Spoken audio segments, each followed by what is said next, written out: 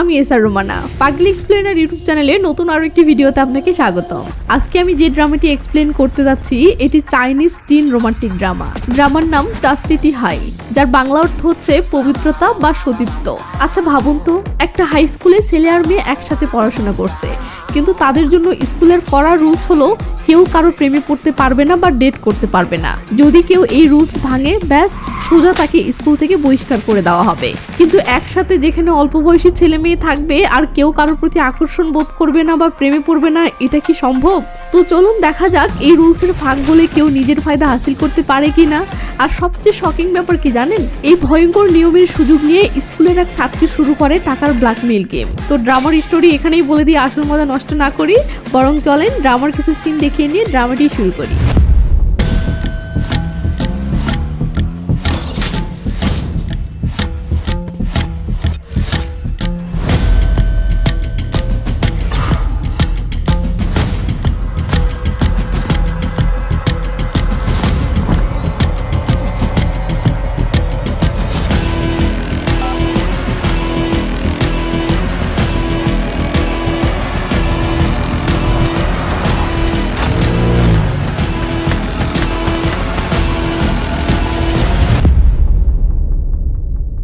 ড্রামার শুরুতে দেখি দুজন স্কুল স্টুডেন্ট গোপনে একটু অন্তরঙ্গ সময় কাটাচ্ছে। ঠিক এমন সময় তাদের ফোনে লাভ কিপার নামের কারো একটা মেসেজ আসে। মেসেজ ওপেন করতেই এই রে কাম সারছে, তাদের সেই অন্তরঙ্গ মুহূর্তের ছবি, আর সাথে ব্ল্যাকমেইল করে 2 মিলিয়ন টাকা দাবি করছে। এখন প্রশ্ন হলো, এই লাভ কিপার আসলে কে আর এটা রহস্য কি, সেটা দেখানোর জন্য এই সিন এখানেই কাট করে আমাদেরকে অতীতে নিয়ে যাওয়া হয়। এটি জাপানের অন্যতম এলিট স্কুল আশরান একাডেমি। স্কুলটা আগে শুধু মেয়েদের জন্য থাকলেও এই বছর থেকে ছেলেদেরকেও ভর্তি করে নেওয়া হয়েছে। মানে এটা এখন থেকে একটা কো এডুকেশন বা সহশিক্ষা স্কুল, আর এখান থেকেই আসল কাহিনীর শুরু। তো প্রথম দিন ছেলেরা এই স্কুলে এন্ট্রি নিলে মেয়েরা তো ছেলেদের দেখে অবাক হয়ে হা করে তাকিয়ে থাকে। এদিকে ইশিকা নামের এই মেয়েটি তার প্র্যাকটিস করতেছে। এমন সময় তার বান্ধবী ইমা দৌড়ে এসে খবর দেয়, ইশিকা, ছেলেরা চলে এসেছে। এটা শুনে ইশিকাও তাড়াহুড়ো করে দৌড় দেয়। সিন কাট হলে দেখি মেয়েরাও তো নতুন ছেলেদের দেখে খুশিতে রীতিমতো ফালাফালি শুরু করে দিয়েছে। সেখানে বাস্কেটবল কোর্টে দুটো ছেলে খেলতেছে, একজনের নাম মাকি আর অন্যজনের নাম আশুকা। এরা দুজন খুব ভালো বন্ধু। ঠিক তখনই ইশিকা সেখানে আসে এবং মাকিকে দেখে অবাক হয়। মাকিকে ইশিকার চেনা চেনা লাগে, মানে মাকিকে সে কোথায় জানি দেখেছে মনে হচ্ছে। তখনই সিন ফ্ল্যাশব্যাকে গেলে আমরা দেখি একদিন ইশিকার মা হঠাৎ অসুস্থ হয়ে পড়েছিল। খবর পেয়ে ইশিকা দৌড়ে মায়ের কাছে যায় এবং তাকে হসপিটালে ভর্তি করায়। আর সেখানেই ওয়েটিং রুমে মাকির সাথে ইশিকার দেখা। হসপিটালের ওয়েটিং রুমে বসে ইশিকা টেনশনে আর বিরক্তিতে হঠাৎ জোরে চিৎকার করে ওঠে। ঠিক তখনই সামনে থেকে মাকি এসে বলে, তোমার কি কেউ মারা গেছে? ইশিকা রেগে গিয়ে বলে, না, কিন্তু আপনি কে? মাকি বলে, আমার নাম মাকি, আর আমারও আপন একজন অসুস্থ হয়ে এখানে ভর্তি আছে। তো একটু পর ইশিকা এখান থেকে চলে যাচ্ছে, তখন মাকি পিছন থেকে ডাক দেয়। ইশিকা অবাক হয়ে পিছনে ঘুরলে মাকি বলে, তোমার সাথে আমার আবারও দেখা হবে। ইশিকা অবাক হয়ে বলে, মানে আমি ঠিক বুঝলাম না। মাকি মুস্কি হেসে বলে, পরের বছর থেকে আমাদের ছেলেদের স্কুল আর তোমাদের মেয়েদের স্কুল একসাথে মিলে যাচ্ছে। এই কথা শুনে ইশিকা একটু খুশি হয়। সিন বর্তমানে আসলে দেখি ইশিকা এখনো মাকির দিকেই তাকিয়ে আছে। এই মাকি আর ওর বন্ধু আশুকে কিন্তু স্কুলে অনেক ফেমাস, আর দুজনেই সেই লেভেলের বাস্কেটবল প্লেয়ার।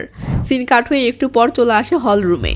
কো এডুকেশন চালুর আজকের এই প্রথম দিনেই প্রিন্সিপাল ম্যাম ইশুকিয়া তার মারাত্মক রুলস সম্পর্কে সবাইকে বলে, যা শুনে সব স্টুডেন্টরা তো রীতিমতো অবাক হয়।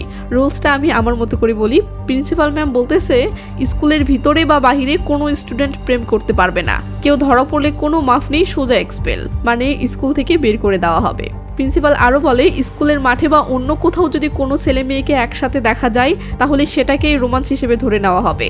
ব্যাস, স্টুডেন্টদের মাঝে কানাঘুষা শুরু হয়ে যায়। অনেকে তো চিল্লিয়ে বলতে থাকে, এটা আমাদের অধিকার ছিনিয়ে নেওয়া হচ্ছে। একটা টিচার তখন ধমক দিয়ে সবাইকে চুপ করিয়ে দেয়।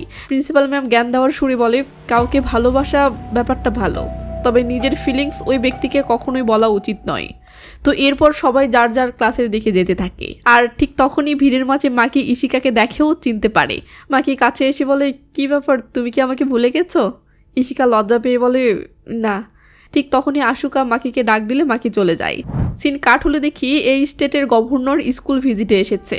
সে প্রিন্সিপাল ম্যামকে অ্যাটিটিউড দেখিয়ে বলে, স্কুলের কোনো সাহায্য লাগলে সরাসরি আমাকে জানাবেন, আর এটা আমার বড় ছেলে হারুতো, সে এই স্কুলের জন্য বেস্টটা করবে। এই হারুতো আসলে এখানে নতুন টিচার হিসেবে জয়েন করেছে। তখনই দেখি আয়ামি নামের একটা মেয়ে হারুতোকে টিচার হিসেবে দেখে কেন জানি রীতিমতো থ মেরে যায়। এখন প্রশ্ন হলো আয়া মিয়া তো অবাক হলো কেন, এদের মাঝে কি এমন কাহিনী আছে সেটা একটু পরেই জানতে পারবেন।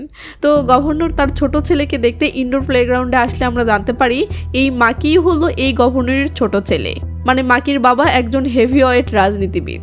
তার বড় ছেলে হচ্ছে হারুতো আর ছোট ছেলে মাকি। এই ছোট ছেলে মাকির সাথে আবার বাপের সম্পর্ক খুব একটা ভালো না, কারণ মাকি তার বাবার কথা মতো চলে না এবং বাবাকে পাত্তা দেয় না। আর বড় ছেলে হারুতো বাবার একদম বাধ্য ছেলে। সিন কাট হয়ে চলে আসে ইশিকার বাড়িতে। ইশিকার মা অন্যের বাসায় কাজ করে সংসার চালায় এবং ইশিকার পড়ার খরচ জোটায়, মানে ইশিকার ফ্যামিলি গরিব আর তার মা ডিভোর্সি, তার মানে তার পরিবারে শুধু তার মা এবং সে।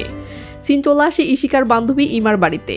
ইমা ইশিকার অনেক ভালো বান্ধবী, দুজনে একসাথে থাকলে অনেক মজা করে সময় কাটায়। তো ইমা জানে ইশিকার নতুন ছেলে মাকিকে অনেক ভালো লেগেছে, তাই ইমা সেই ব্যাপারে বললে ইশিকা মন খারাপ করে বলে এই ব্যাপারে ভেবে লাভ নেই রে, কারণ ডেট করলেই তো স্কুল থেকে ঘাড় ধাক্কা দিয়ে বের করে দিবে। তাছাড়া মাকি হলো গভর্নরের ছেলে আর আমরা হলাম গরিব, আমাদের কি এসব মানাই?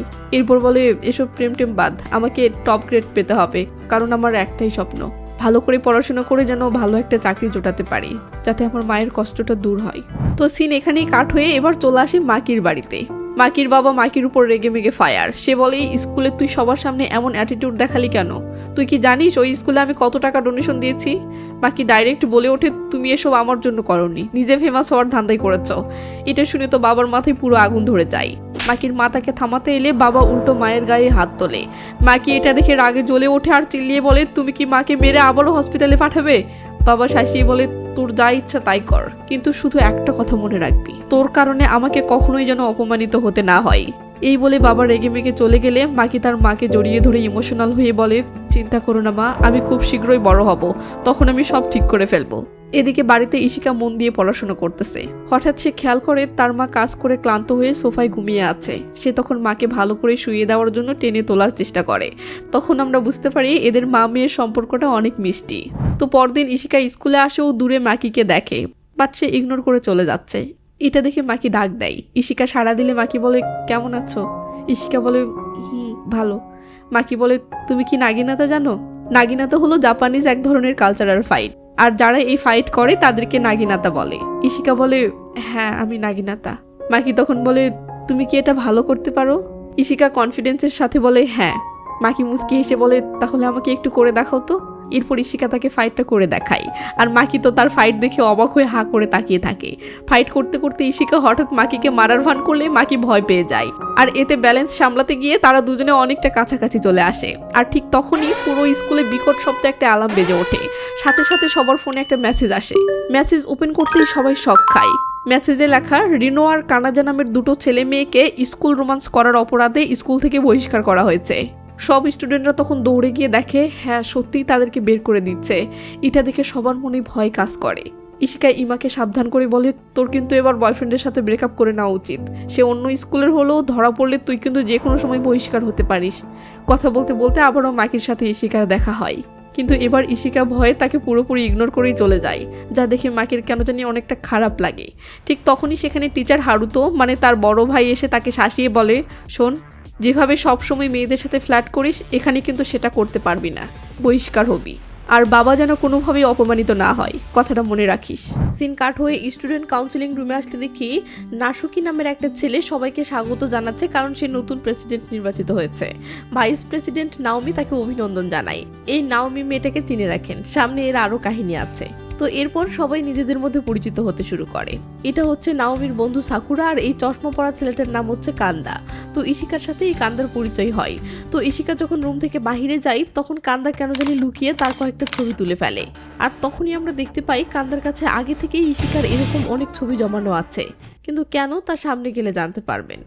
যাই হোক, এরপর ইশিকা মাঠে প্র্যাকটিস করতে গেলে সে এমন একটা দৃশ্য দেখে যার জন্য সে মোটেও প্রস্তুত ছিল না। সে দেখে মাকি একটা চিপায় লুকিয়ে কোহারু নামের একটা মেয়েকে কিস করছে। কিন্তু ভয়ানক ব্যাপার হলো ঠিক ওই দিক দিয়ে একজন টিচার আসছিল।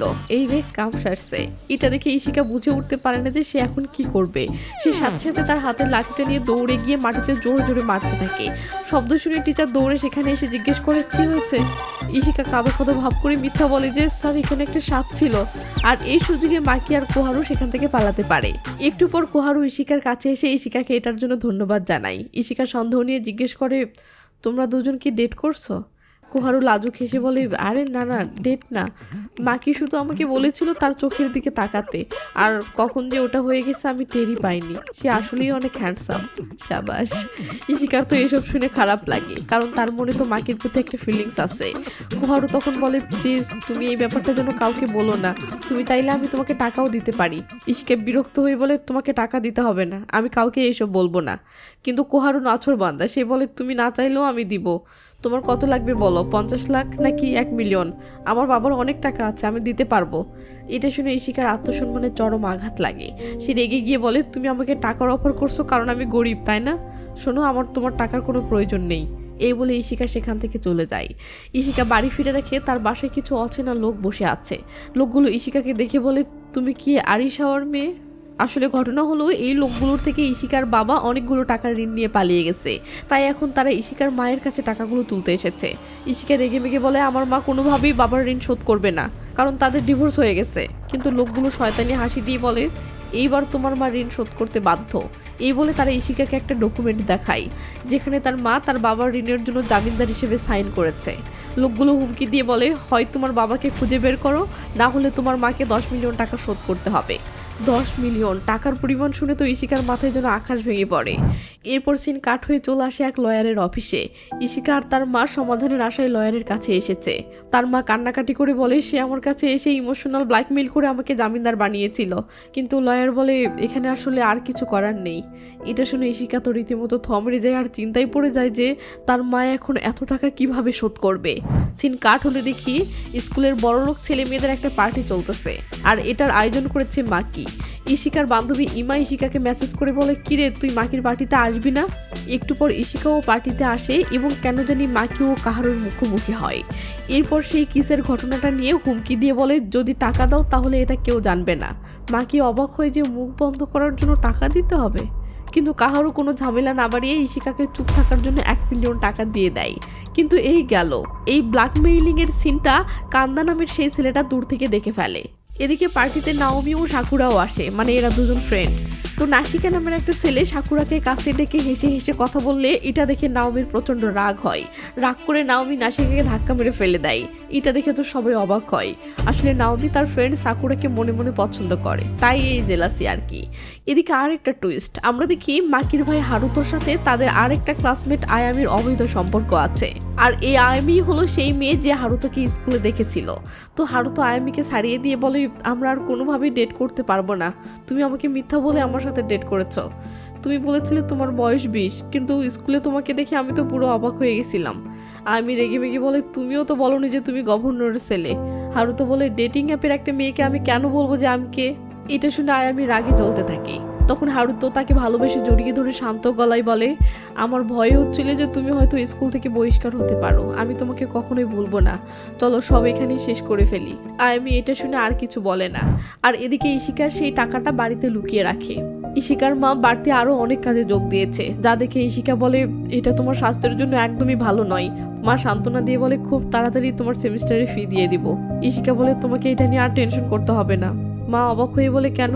তখন ইশিকা মিথ্যা বলে যে আমি একটা স্কলারশিপ পেয়েছি। এই অভাবের সময় স্কলারশিপের কথা শুনে তার মা অনেক খুশি হয়।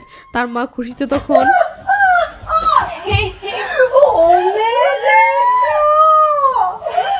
সিন পরের দিন সকালে আসে। ইশিকা সাইকেল নিয়ে অনেক কষ্টে স্কুলে যাচ্ছে। সে প্রত্যেকদিনই এভাবেই স্কুলে যায়।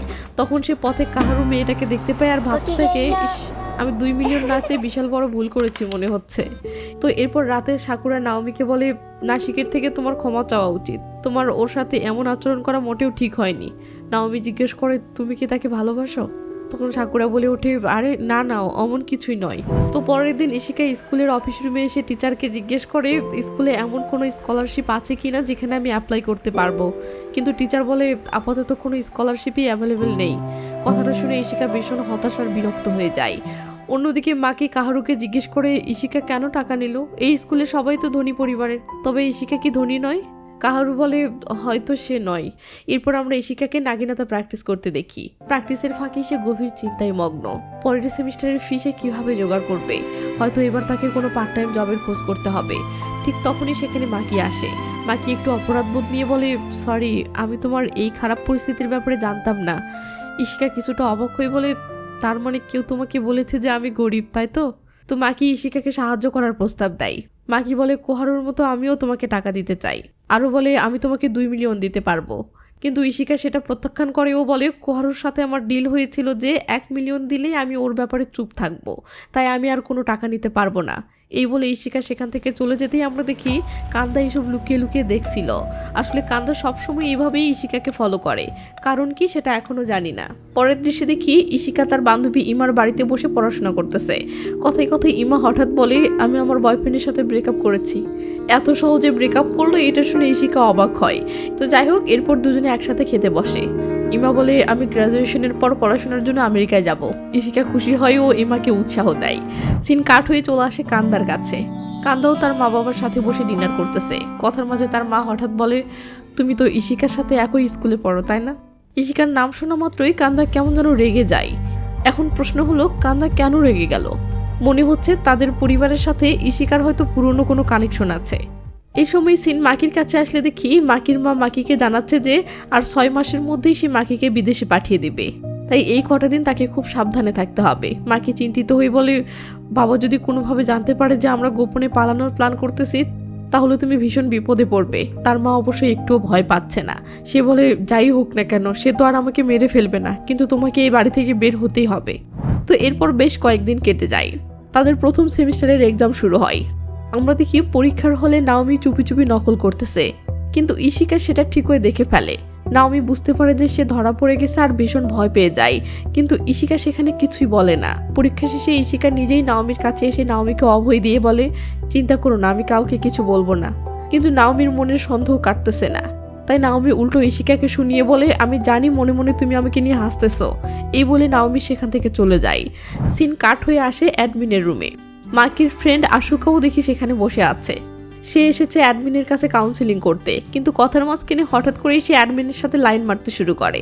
সে অ্যাডমিনকে বলে তুমি অনেক সুন্দর, আমার না সমবয়সী মেয়ে একদমই পছন্দ নয়, আমার তোমাকে ভালো লেগেছে। অ্যাডমিন তার এসব কথা একদমই কানে নিচ্ছে না। অ্যাডমিন আশুকাকে স্কুলের একটা সাপোর্ট গ্রুপ দেখিয়ে বলে তোমার কোনো মানসিক সমস্যা থাকলে তুমি এখানে পোস্ট করতে পারো। তো সিন কাট হয়ে শরীরে একটু জোশ আনার জন্য আমাদেরকে একটু নাচাগানা দেখানো হয়।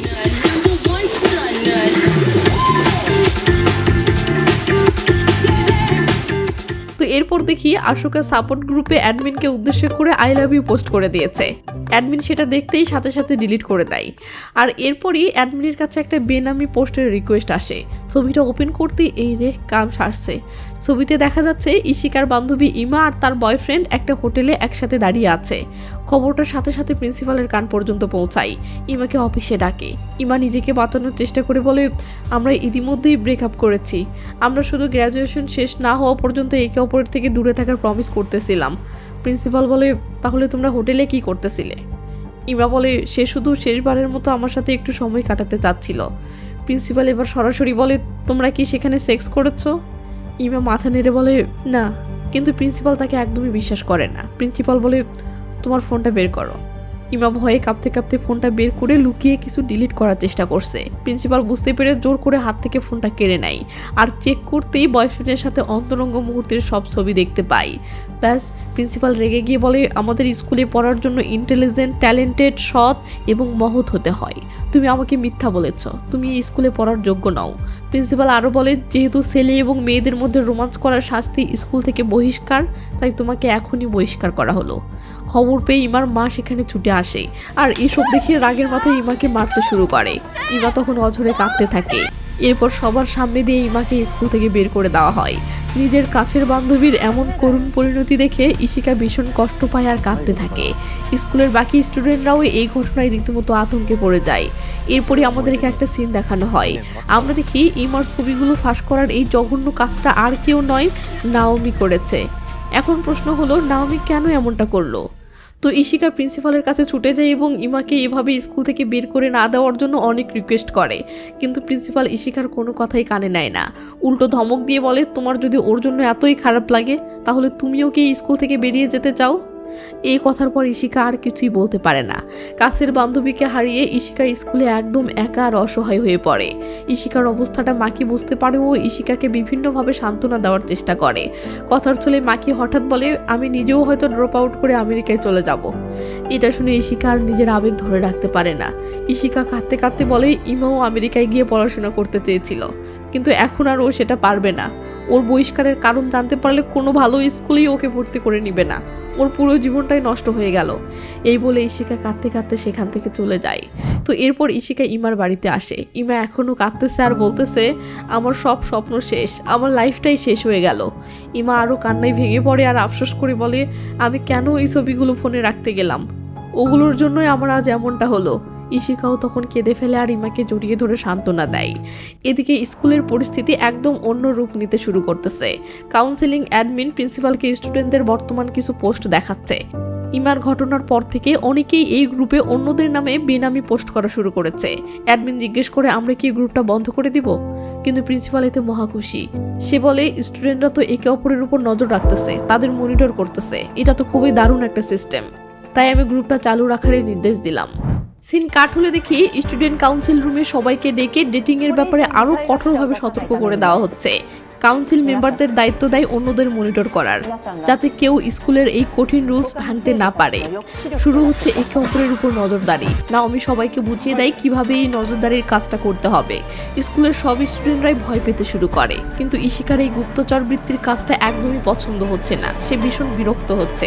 হেঁটে হেঁটে যাওয়ার সময় ইশিকা দুজন ছেলে মেয়েকে কিস করতে দেখে ফেলে, কিন্তু ইশিকা সেটা কাউকে বলে না। স্কুল শেষেও এই নজরদারির কাজ চলতে থাকে, আর স্কুলের সবাই বিরক্ত হয়ে তাদের নাম দিচ্ছে রেড হান্টার, মানে ইঁদুর শিকারী। সিন চলে আসে লাইব্রেরিতে। সেখানে কেউ নেই। হারুতো সেখানে আয়ামিকে দেখেই তার হাত টেনে ধরে। এরপর দুজনের সম্মতিতেই কিস আর তারপর যা হওয়ার তাই। বাট আমরা এই হারুতোর আর একটা টুইস্ট জানতে পারি। ওই যে অ্যাডমিন মেয়েটা আছে না, তাকে একবার আশুকা সাপোর্ট গ্রুপে আই লাভ ইউ বলেছিল, বাট অ্যাডমিন আশুকাকে পাত্তা দেয়নি। সেই অ্যাডমিনের সাথেও এই হারুতোর গোপন সম্পর্ক আছে, মানে একসাথে দুইজনকে চালাচ্ছে। এদিকে মাকি বাড়িতে এসে এক বিশাল ধাক্কা খায়। সে জানতে পারে তার পলিটিশিয়ান বাবা কোনোভাবে তার বিদেশে গিয়ে পড়াশোনা করার গোপন প্ল্যানটা জেনে গেছে। তার বাবা সাফ জানিয়ে দেয়, এটা সম্ভব না। তোমাকে বিদেশে পাঠালে লোকে ভাববে আমি আমার লুজার ছেলেকে দূরে সরিয়ে দিয়েছি, এতে আমার রাজনৈতিক ইমেজ নষ্ট হবে, সেখানে তোমার কোনো ভবিষ্যৎ নেই। আমি ইতিমধ্যে এজেন্সি থেকে টাকা রিফান্ড করে নিয়েছি। নিজের মায়ের জমানো টাকা এভাবে রিফান্ড করার কথা শুনে মাকি রাগে ফেটে পড়ে। চিৎকার করে বলে, এগুলো আমার মায়ের জমানো টাকা, আমার মায়ের টাকা আমাকে ফিরিয়ে দাও। তার মায়ে এসে পরিস্থিতিটা একটু সামলাতে পারে। আবারও সিন কাট হয়ে চলে আসে পরের দিন স্কুলে।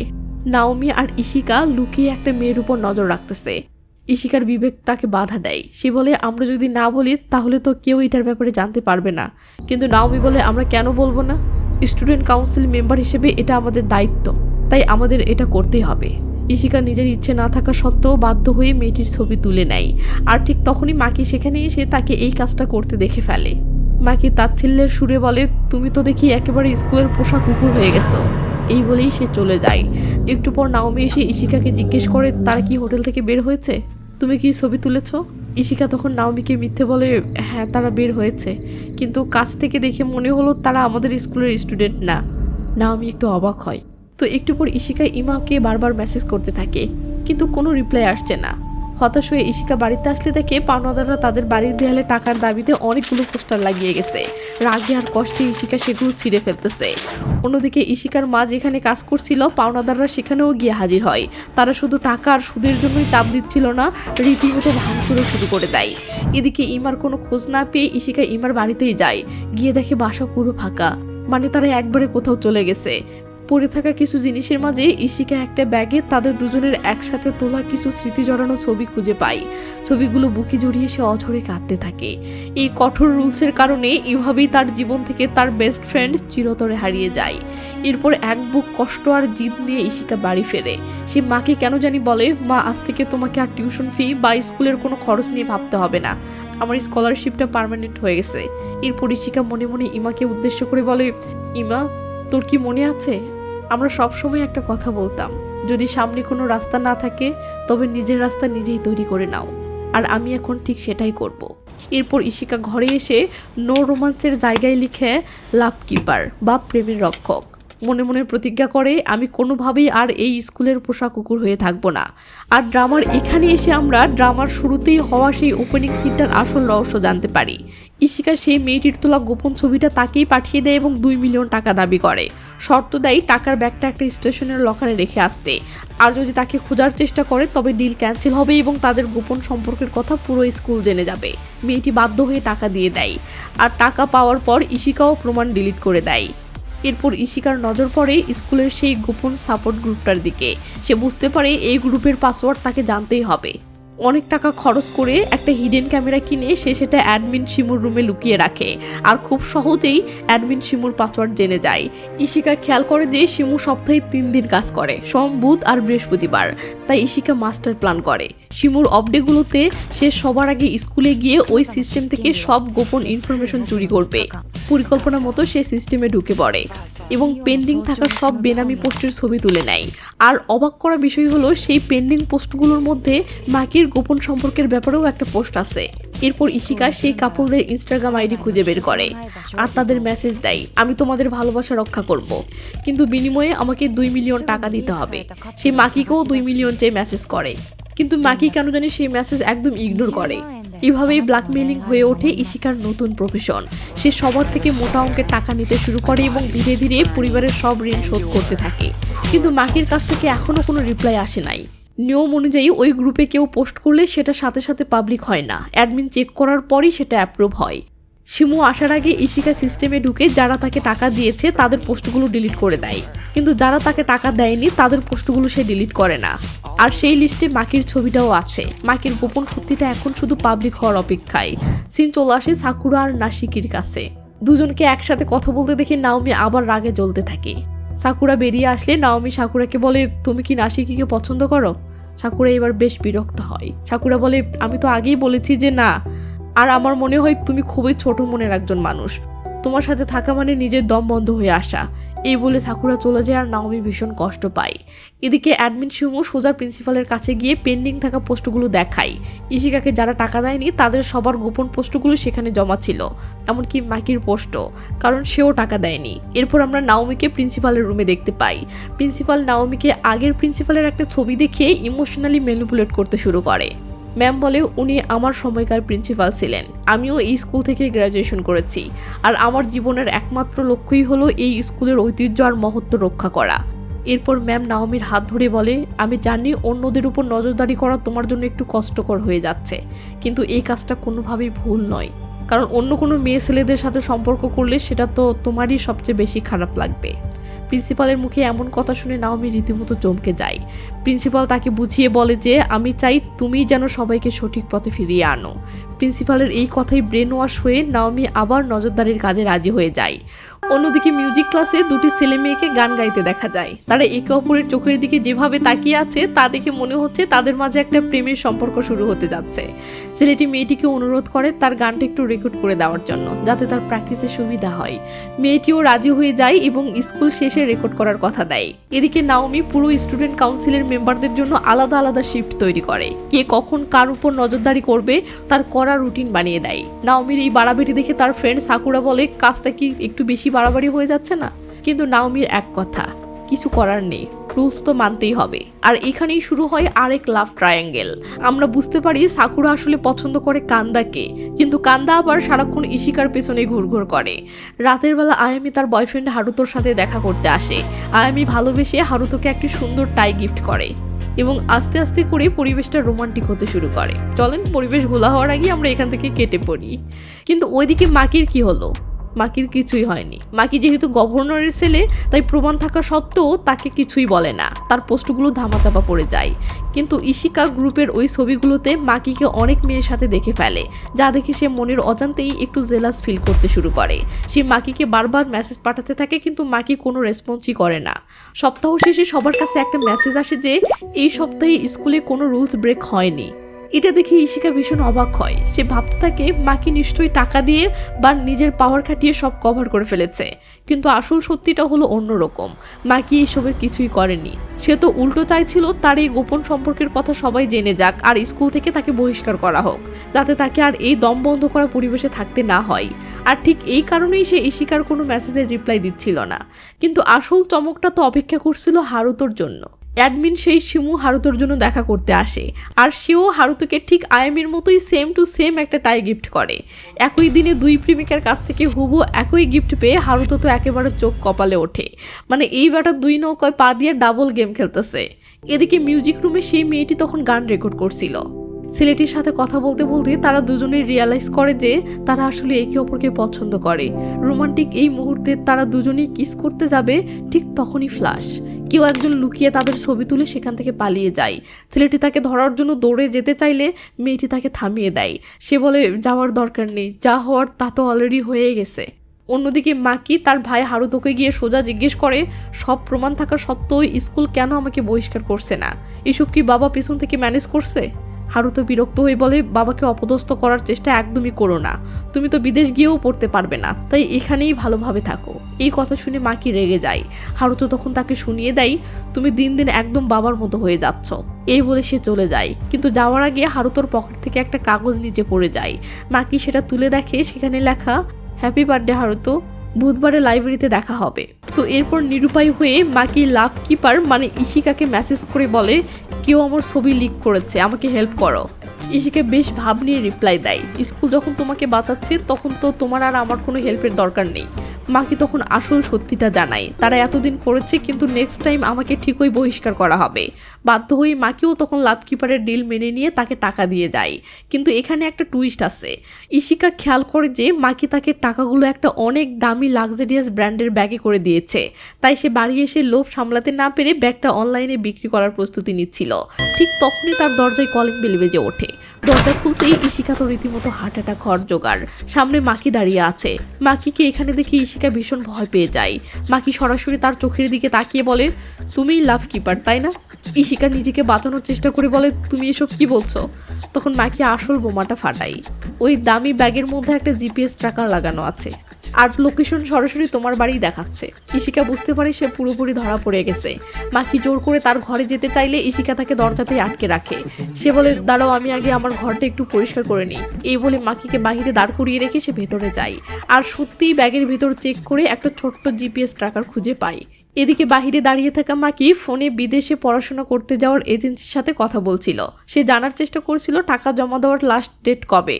কিছুক্ষণ পর ইশিকা ঘর পরিষ্কার করে ফিরে এলে মাকি তাকে এক অদ্ভুত প্রস্তাব দেয়। সে বলে চলো এখন থেকে লাভ কিপার হিসেবে যা ইনকাম হবে তা আমরা দুজনে অর্ধেক অর্ধেক করে ভাগ করে নেব। আসলে মাকির টাকার খুব দরকার ছিল। সে বাবার সাহায্য ছাড়াই নিজের টাকায় বাহিরে পড়তে যেতে চায়, আর এই জন্যই সে লাভ কিপারকে খুঁজে বের করেছে। ইশিকা অবাক হয়ে বলে তোমার আবার টাকার কি দরকার? তুমি যাই করো না কেন তোমার বড়লোক বাবা তো টাকা দিয়ে সব কভার করেই ফেলবে, কিন্তু আমার ব্যাপারটা সম্পূর্ণ আলাদা। মাকেও ছাড়ার পাত্র নয়।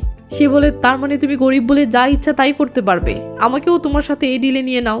তাদের এই তর্কের মাঝখানেই হঠাৎ কেউ দরজায় জোরে জোরে নক করতে থাকে। ইশিকা গিয়ে দরজা খুলতেই দেখে সেই ভয়ঙ্কর পাওনাদাররা আবার টাকার জন্য এসেছে। মাকিকে দেখে তারা ইশিকাকে কটাক্ষ করে বলে কি ব্যাপার, সে কি তোমার বয়ফ্রেন্ড নাকি? আর তোমার মা কোথায়? ইশিকা তখন তাড়াতাড়ি তাদের হাতে কিছু টাকা ধরিয়ে দিয়ে রিকোয়েস্ট করে যেন তার মাকে এসবের ব্যাপারে কিছু না জানানো হয়। ইশিকার এই অসহায় অবস্থা দেখে মাকি রীতিমতো অবাক হয়ে যায়। পাওনাদাররা চলে গেলে ইশিকা মাকিকে তার দামি ব্যাগটা ফিরিয়ে দেয়। মাকি জিজ্ঞেস করে ওই লোকগুলো কারা ছিল? ইশিকা দীর্ঘশ্বাস ফেলে বলে তারা পাওনাদার। আমার বাবা আমাদের নামে অনেক লোন নিয়ে টাকা নিয়ে পালিয়ে গেছে। মাকি তখন বলে তার মানে এখন থেকে আমরা দুজনেই লাভ কিপার তাই তো? ইশিকা রাজি হয়ে বলে ঠিক আছে, কিন্তু তুমি যেটা করছো এটা অনেক রিস্কি একটা কাজ। মাকি চলে যাওয়ার সময় ইশিকা তাকে সাবধান করে দেয় আমি জানি না তুমি গোপনে কিসের প্ল্যান করছো, কিন্তু তোমার এসব বিপজ্জনক কাজ থেকে দূরে থাকাই উচিত। এর পরের সিনে আমরা দেখি ওই মিউজিক রুমের ছেলে মেয়ে দুটো স্টেশনের লকারে টাকা রেখে যায়, অর্থাৎ তাদের ছবিটা ইশিকাই তুলেছিল। ইশিকা সেখান থেকে টাকা তুলে মাকিকে তার অর্ধেক ভাগ দিয়ে দেয়। মাকি টাকাটা নিয়ে ইশিকাকে বলে চলো একসাথে কিছু খাওয়া যাক। কিন্তু ইশিকা কোনো পাত্তা না দিয়ে তাকে মানা করে সেখান থেকে চলে যায়। পরদিন তারা কাউন্সিলিং অফিসে এসে দেখে যে রুমটা লক করা। মাকি বলে এত টেনশন কেন করছো, টাকা তো পেয়ে গেছি। কিন্তু ইশিকা বলে না, এটা বিশ্বাসের ব্যাপার, তারা আমাকে টাকা দিয়েছে তাই আমাকে তাদের ছবি ডিলিট করতেই হবে, এটাই আমাদের ডিল ছিল, যে করেই হোক অ্যাডমিন আসার আগেই ছবি ডিলিট করতে হবে। এরপর তারা চাবি খুঁজতে টিচার্স রুমে আসে। ইশিকা চাবিটা হাতে নিতেই হঠাৎ সেখানে একজন টিচার চলে আসে। ভয়ে তার হাত থেকে চাবিটা পড়ে মাকির পায়ের কাছে চলে যায়। ইশিকা ইশারা করে মাকিকে চাবিটা দেখায়। তখন মাকি কিছু ডকুমেন্টস নিচে ফেলে দেয় এবং সেগুলো তোলার বাহানায় চাবিটা উঠিয়ে নেয়। এদিকে ইশিকাও কোনো মতো সেখান থেকে সরে পড়ে। এরপর মাকি চাবিটা নিয়ে ইশিকার কাছে এলে সে অনেক খুশি হয় এবং তারা হাই ফাইভ করে। যাই হোক, তারা দ্রুত ছবিগুলো ডিলিট করে দেয় এবং ওই মেয়েটাকে ইনফর্ম করে দেয়। কাজ শেষ করে চাবিটা ঠিক আগের জায়গাতেই রেখে আসে। সাকসেসফুলি কাজটা শেষ করে তারা দুজনে মিলে সেলিব্রেট করে। কিন্তু সেদিনই স্কুলে প্যারেন্টস মিটিং ছিল, তাই ইশিকার মা স্কুলে চলে আসে এবং বলে তুমি আমাকে বলোনি কেন যে আজকে মিটিং আছে। ইশিকার মা আবার স্কলারশিপের জন্য ইশিকার ক্লাস টিচারকে ধন্যবাদ জানাতে চায়। ইশিকা তো এটা হতে দিবে না, তাহলে তো সে ধরা খেয়ে যাবে। তাই ইশিকা মাকে আটকাতে বলে মা, ম্যাম আজকে অনেক ব্যস্ত আছে। কিন্তু মা তো কোনো কথাই শুনতে চায় না। তখনই হঠাৎ মাকে পরিস্থিতি সামাল দিতে বলে আরে আন্টি, আজকে তো আমাদের ক্লাস টিচার স্কুলে আসেনি, ছুটিতে আছে। এটা শুনে ইশিকাও সুর মিলিয়ে বলে হ্যাঁ মা, ম্যাম আজকে আসেনি। এরপর মাকির মা আর ইশিকার মা একসাথে হাঁটতেছে আর বলতেছে আমাদের ছেলেমেয়েরা একে অপরের বেশ ভালো বন্ধু। ঠিক তখনই কান্দার মায়ের সাথে ইশিকার মায়ের দেখা হয়। কান্দার মা বলে কি আশ্চর্য, আপনার মেয়েও এখানে পড়ে। ইশিকার মা তাকে দেখে একটু অবাক হলেও ভদ্রতার খাতিরে গ্রিট করে চলে যায়। তখন কান্দার মা বলে সে মনে হয় এখনও আমার উপরে রেগে আছে। এটা শুনে কান্দা তার মাকে কথা শোনাতে থাকে। মাকে ইশিকাকে বলে চলো আমাদের মেসেজটা বদলে ফেলি, যেন ক্লিয়ারলি বোঝা যায় যে আমরা স্টুডেন্টদের পক্ষে আছি। এরপর তারা কার্টুন অবতারে নিজেদের নাচের ভিডিও বানিয়ে সবাইকে পাঠাতে থাকে। তাদের ব্যবসা দারুণ চলতে শুরু করে এবং এই মাসেও ইশিকা তার ঋণের বড় অংশ শোধ করে দেয়। এরই মাঝে মাকি আর ইশিকার ফ্রেন্ডশিপও অনেক গভীর হতে থাকে, যা দেখে আশুকা মাকিকে জিজ্ঞেস করে তুই কি ইশিকার সাথে ডেট করছিস?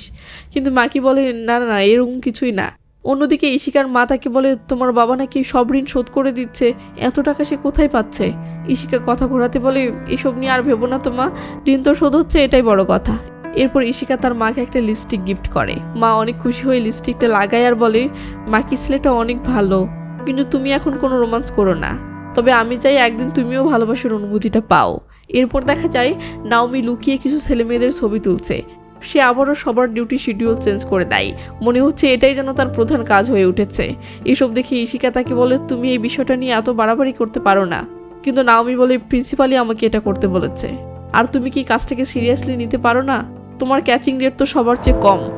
এরপর ইশিকা খেয়াল করে যে পুরো স্কুলেই লাভ কিপারের ব্যাপারটা ভাইরাল হয়ে যাচ্ছে। স্টুডেন্টরা বলাবলি করতে থাকে যে লাভ কিপার হলো আমাদের সেভিয়ার, এখন আমরা নিশ্চিন্তে প্রেম করতে পারবো, লাভ কিপার আমাদের বাঁচিয়ে নেবে। কিন্তু আবার অনেকেই বলতে থাকে এটা তো এক ধরনের ব্ল্যাকমেইলিং। এইসব শুনে ইশিকা অনেক ভয় পেয়ে যায়। সে মাকিকে মেসেজ করে বলে এটা তো খুব খারাপ হচ্ছে, ব্যাপারটা অনেক ছড়িয়ে পড়ছে, এতে করে স্কুল খুব জলদি আমাদেরকে ধরে ফেলবে। মাকি বলে রিস্ক তো আছেই, কিন্তু এতে করে আমাদের টাকার পরিমাণও বেড়ে যাবে। ঠিক তখনই তাদের কাছে একটি মেয়ের মেসেজ আসে। সে লিখেছে এটা কি লাভ কিপারের অ্যাকাউন্ট?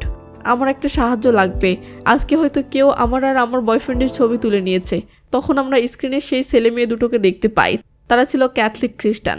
তারা বলছে আমরা একজন আরেকজনকে হারাতে চাই না, কিন্তু আমাদের কাছে কোনো টাকা নেই। মাকি বলে ওঠে ঠিক আছে, তোমাদের কাজটা এই একবারের জন্য আমরা ফ্রিতেই করে দেব। এটা শুনে ইশিকা রেগে গিয়ে বলে তুমি কি পাগল হয়ে গেছো? এটা একটা বিজনেস, যদি ফ্রিতে করে দিই আর সেটা পাবলিক হয়ে যায় তখন কেউই আর আমাদেরকে পে করবে না। মাকি অবাক হয়ে জিজ্ঞেস করে তুমি কি তাদের লাভ লাইফ নিয়ে একটু ইন্টারেস্টেড না? ইশিকা সাফ জানিয়ে দেয় না, আমি শুধুমাত্র টাকার জন্য এই কাজটা করি। মাকি তখন জিজ্ঞেস করে তুমি কি কখনো প্রেমে পড়েছো? ইশিকা বলে না, আর পরিষ্কার জানিয়ে দিচ্ছি পে না করলে তারা কোনো হেল্প পাবে না। এরপর মেয়েটি হতাশ হয়ে তার বয়ফ্রেন্ডকে বলে লাভ কিপার তো আমাদেরকে কোনো রিপ্লাই দিচ্ছে না। আশুকা আবারও শিমুর কাছে এসে বলে আমি তোমাকে আই লাভ ইউ পাঠিয়েছিলাম, কিন্তু কোনো উত্তর দাওনি, আমি আসলে দ্বিধায় আছি। শিমু তখন নিজের মনের কথা শুনতে এবং সেই অনুযায়ী কাজ করতে পরামর্শ দেয়। অন্যদিকে বোর্ড মেম্বাররা কো এডুকেশন চালুর পর 13 জন শিক্ষার্থীর বহিষ্কারকে বাড়াবাড়ি বলে প্রিন্সিপালকে সতর্ক করে। প্রিন্সিপাল তার যুক্তিতে অটল থেকে বলে কড়া নিয়ম না থাকলে কেউ রুলস মানবে না। মেম্বাররা জানিয়ে দেয় ভবিষ্যতে কোনো সমস্যা হলে এর দায় আপনাকেই নিতে হবে। প্রিন্সিপাল মাথা পেতে মেনে নেয়। এরপর মাকি তার ভাই হারুতোকে দেখতে পায়। তখন তার সেদিনের ওই চিরকুটের কথা মনে পড়ে যায়। সে লুকিয়ে তার ভাইয়ের পিছু নিতে থাকে এবং তাকে ফলো করে লাইব্রেরিতে চলে আসে। সেখানে সে অ্যাডমিন শিমুকে দেখতে পায়। শিমুকে ওখানে দেখে আরও তো ভয় পেয়ে যায়, কারণ সে তো আসলে ওখানে আয়ামের জন্য এসেছিল। মাকি মনে মনে ভাবে তাহলে শিমুই কি সেই মেয়েটা ছিল। কিন্তু ঠিক তখনই শিমু সেখান থেকে চলে গেলে সেখানে আয়ামি চলে আসে। তাদের দুজনকে একসাথে দেখে মাকি অনেক অবাক হয়ে যায় এবং সে বুঝতে পারে তার ভাই আসলে ডাবল গেম খেলছে। এর পরের সিনে দেখা যায় মাকি বাড়িতে বসে আছে। তখন তার ভাই তাকে দেখে বলে বাবার জন্য কোনো মুসিবত দাঁড় করাবে না। সবসময় ভাইয়ের মুখে এই একই কথা শুনে মাকি অনেক রেগে যায় এবং তাকে মারতে যায়। ঠিক তখনই তাদের বাবা এসে মাকিকে ধাক্কা দিয়ে ফেলে দেয় এবং বড় ভাইয়ের মতো যোগ্য হতে না পারায় তাকে অপমান করে। রাগ করে মাকি বাড়ি থেকে বেরিয়ে তাদের গোপন আস্তানায় চলে যায়। কিছুক্ষণ পর সেখানে ইশিকা কিছু খুঁজতে এলে মাকি তাকে সাহায্য করে এবং আরও কেয়ারফুল হতে বলে। মাকি তখন অনেক কষ্ট নিয়ে নিজের অতীত শেয়ার করে। সে বলে ছোটবেলায় আমি পড়াশোনা অনেক খারাপ ছিলাম, কিন্তু আমার ভাই অনেক ভালো স্টুডেন্ট ছিল। এই জন্য বাবা আমাকে একদমই কেয়ার করতো না। তারা আমার উপর থেকে পুরোপুরি হাল ছেড়ে দিয়েছিল, কিন্তু আমি কখনোই চাইনি তারা আমার উপর থেকে হাল ছেড়ে দিক। আমি জানি না বাবা কেমন ধরনের মানুষ। সে সবসময় আমার সামনেই আমার মাকে মারধর করে। সব শুনে ইশিকা অবাক হয়ে বলে এর মানে যখন হসপিটালে আমাদের প্রথম দেখা হয়েছিল তখন যে ভর্তি ছিল সে তোমার মা ছিল? মাকি তখন ইমোশনাল হয়ে বলে আমি আমার মাকে ওই বাড়ি থেকে বের করতে চাই। ইশিকা তখন জিজ্ঞেস করে তোমার কাছে কি এখন একটু সময় আছে?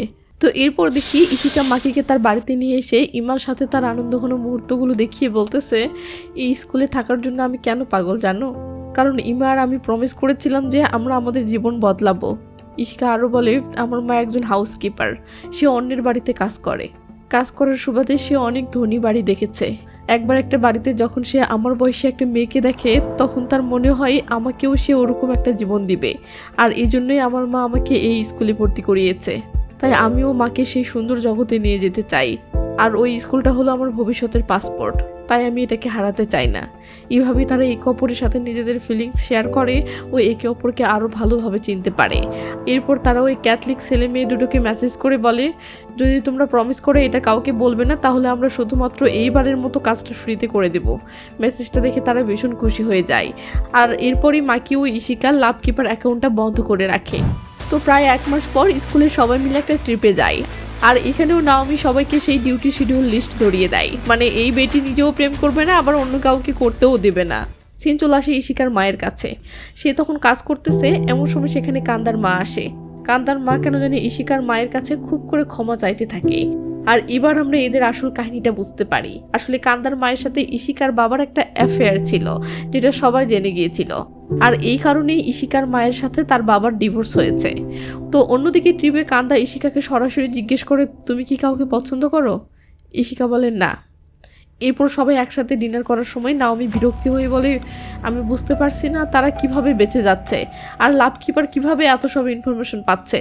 তখন আশুকা বলে মনে হচ্ছে শিমু ম্যামের কম্পিউটার হ্যাক হয়েছে, অথবা কেউ লুকিয়ে ইনফরমেশন চুরি করছে।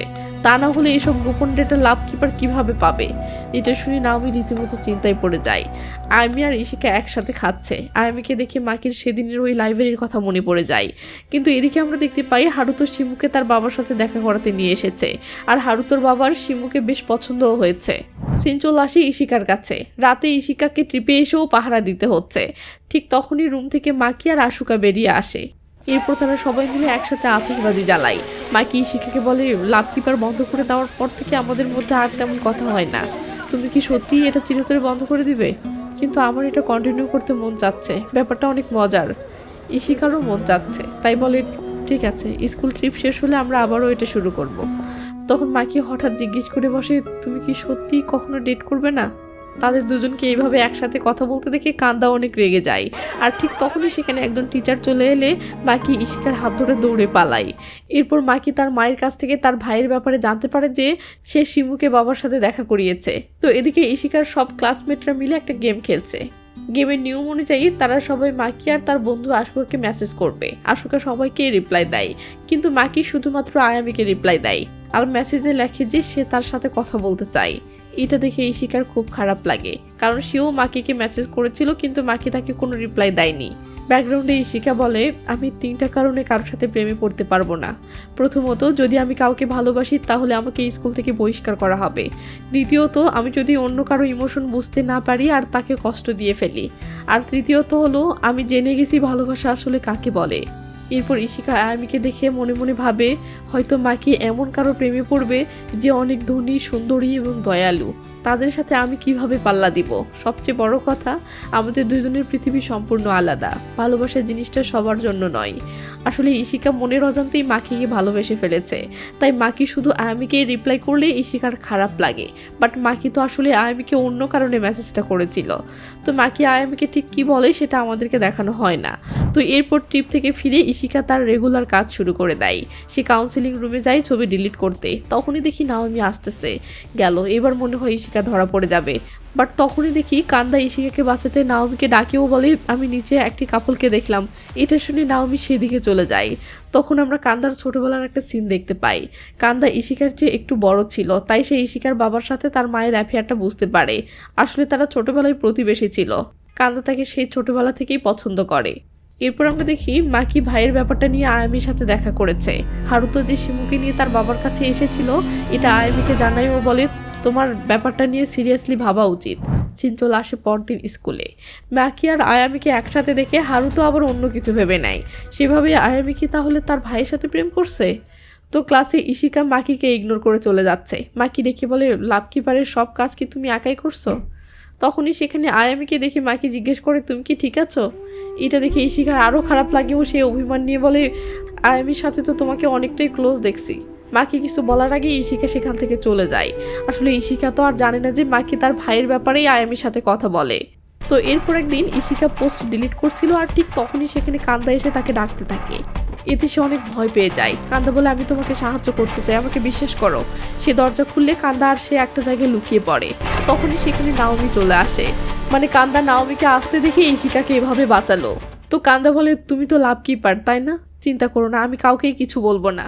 এরপর ইশিকা তাদের ওই সিক্রেট জায়গায় এসে দেখে মাকি সেখানে বসে আছে। ঠিক তখনই কান্দা সেখানে আসে। কান্দাকে দেখে ইশিকা বলে মাকিও লাভ কিপারে কাজ করে। মাকি কান্দাকে দেখে বিরক্ত হয়ে বলে এসব কি হচ্ছে, সে কেন এসেছে? কান্দা বলে ইশিকা আসলে ধরা পড়তে যাচ্ছিল, আমি তাকে বাঁচিয়েছি। মাকি রেগে গিয়ে বলে আমি ইশিকাকে জিজ্ঞেস করেছি। ইশিকাকে নাম ধরে ডাকা দেখে কান্দা অবাক হয়ে যায়। কারণ জাপানে একটা নিয়ম আছে, শুধুমাত্র কেউ কারো ক্লোজ হলেই সে তার নাম ধরে ডাকতে পারে, অন্যথায় তার পদবি ধরে ডাকে। কান্দা বলে আমি শুধু তোমাদেরকে সাহায্য করতে চাই, আমি কোনো টাকাও নেব না। মাকি ঠিক আছে বলে ওখান থেকে রেগে চলে যায়। তখন ইশিকা একটি ছেলেকে মেসেজ করে জানিয়ে দেয় যে সে তার পোস্টটা ডিলিট করতে পারেনি কারণ নাওমি চলে এসেছিল। আর আমরা জানতে পারি এই ছেলেটার আসলে আরেকটি ছেলের সাথে রিলেশন। এরপর প্রিন্সিপালও ওই ছেলেটার ছবি দেখতে পায়। তার কাছে লাভ কিপারের ইনফরমেশনটাও চলে এসেছে যে তারা স্টুডেন্টের কাছ থেকে টাকা নিয়ে ডেটা ডিলিট করে দেয়। শিমু তো এইসবের কিছুই জানতো না, তাই প্রিন্সিপাল শিমুকে একটু কেয়ারফুল হতে বলে। তো অদ্ভুতভাবে এই সপ্তাহেও অ্যাপ থেকে নো ভায়োলেশন মেসেজ আসে, যা দেখে ইশিকা রীতিমতো অবাক হয়ে যায়। সেভাবে কিন্তু আমি তো পোস্টটা ডিলিট করতেই পারিনি, তাহলে এটা কিভাবে হলো? তো ইশিকা আর কান্দা একটা জায়গায় বসেছিল। দূর থেকে তাদের একসাথে দেখে মাকির অনেক কষ্ট হয়। পরে ইশিকা বাইরে বের হলে সেখানে একটা ড্রিঙ্কস দেখতে পায়। সে বুঝতে পারে যে মাকি এটা তার জন্য রেখে গেছে। কিন্তু স্কুলে সে যখন মাকি আর আয়ামিকে আবার একসাথে দেখে তখন সে আবারও কষ্ট পায়। মানে ওরা দুজনকে বারবার ভুল বুঝতেছে। এদিকে হারুতো আয়ামিকে মেসেজ করে বলে যে সে তাকে অনেক মিস করছে, কিন্তু আয়ামি তাকে কোনো রিপ্লাই দিচ্ছে না। ঠিক তখনই সেখানে শিমু চলে আসে। আসলে তারা এঙ্গেজমেন্ট রিং কিনতে এসেছে, আর এখানে শিমুকে হারুতোর পছন্দ মতোই রিং কিনতে হয়।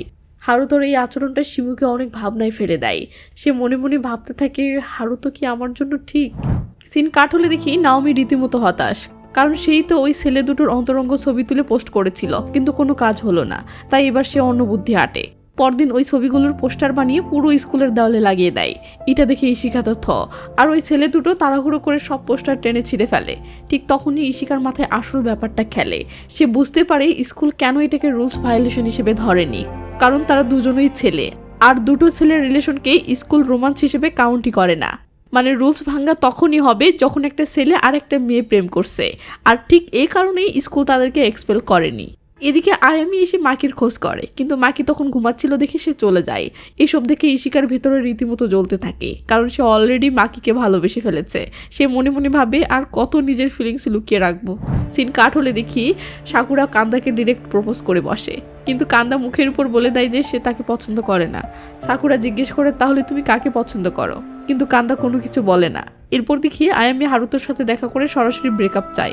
হারুতো অবাক হয়ে বলে কেন, অন্য কাউকে পেয়েছো? আমি শান্ত গলায় বলে, কারণ তুমি আমাকে কখনোই সিরিয়াসলি নাওনি, আমাদের রিলেশনটা ফেক, তাই আমি ব্রেকআপ চাই। এই বলে আয়ামি চলে গেলে হারুতো তো রেগে আগুন হয়ে যায়। সিন কাট হলে দেখি আয়ামি মাকির সাথে দেখা করে তাকে থ্যাঙ্কস জানাচ্ছে। সেখানে একটু ঠান্ডা থাকায় মাকি তার নিজের কোটটা খুলে আয়ামিকে দেয়। আর ঠিক তখনই এই দৃশ্য দেখে ফেলে ইশিকা। এটা দেখে তার তো মন আরও খারাপ হয়ে যায়। মাকি তাকে দেখে ফেললে ইশিকা দৌড় দেয় আর মাকিও তার পিছু পিছু ছুটতে থাকে।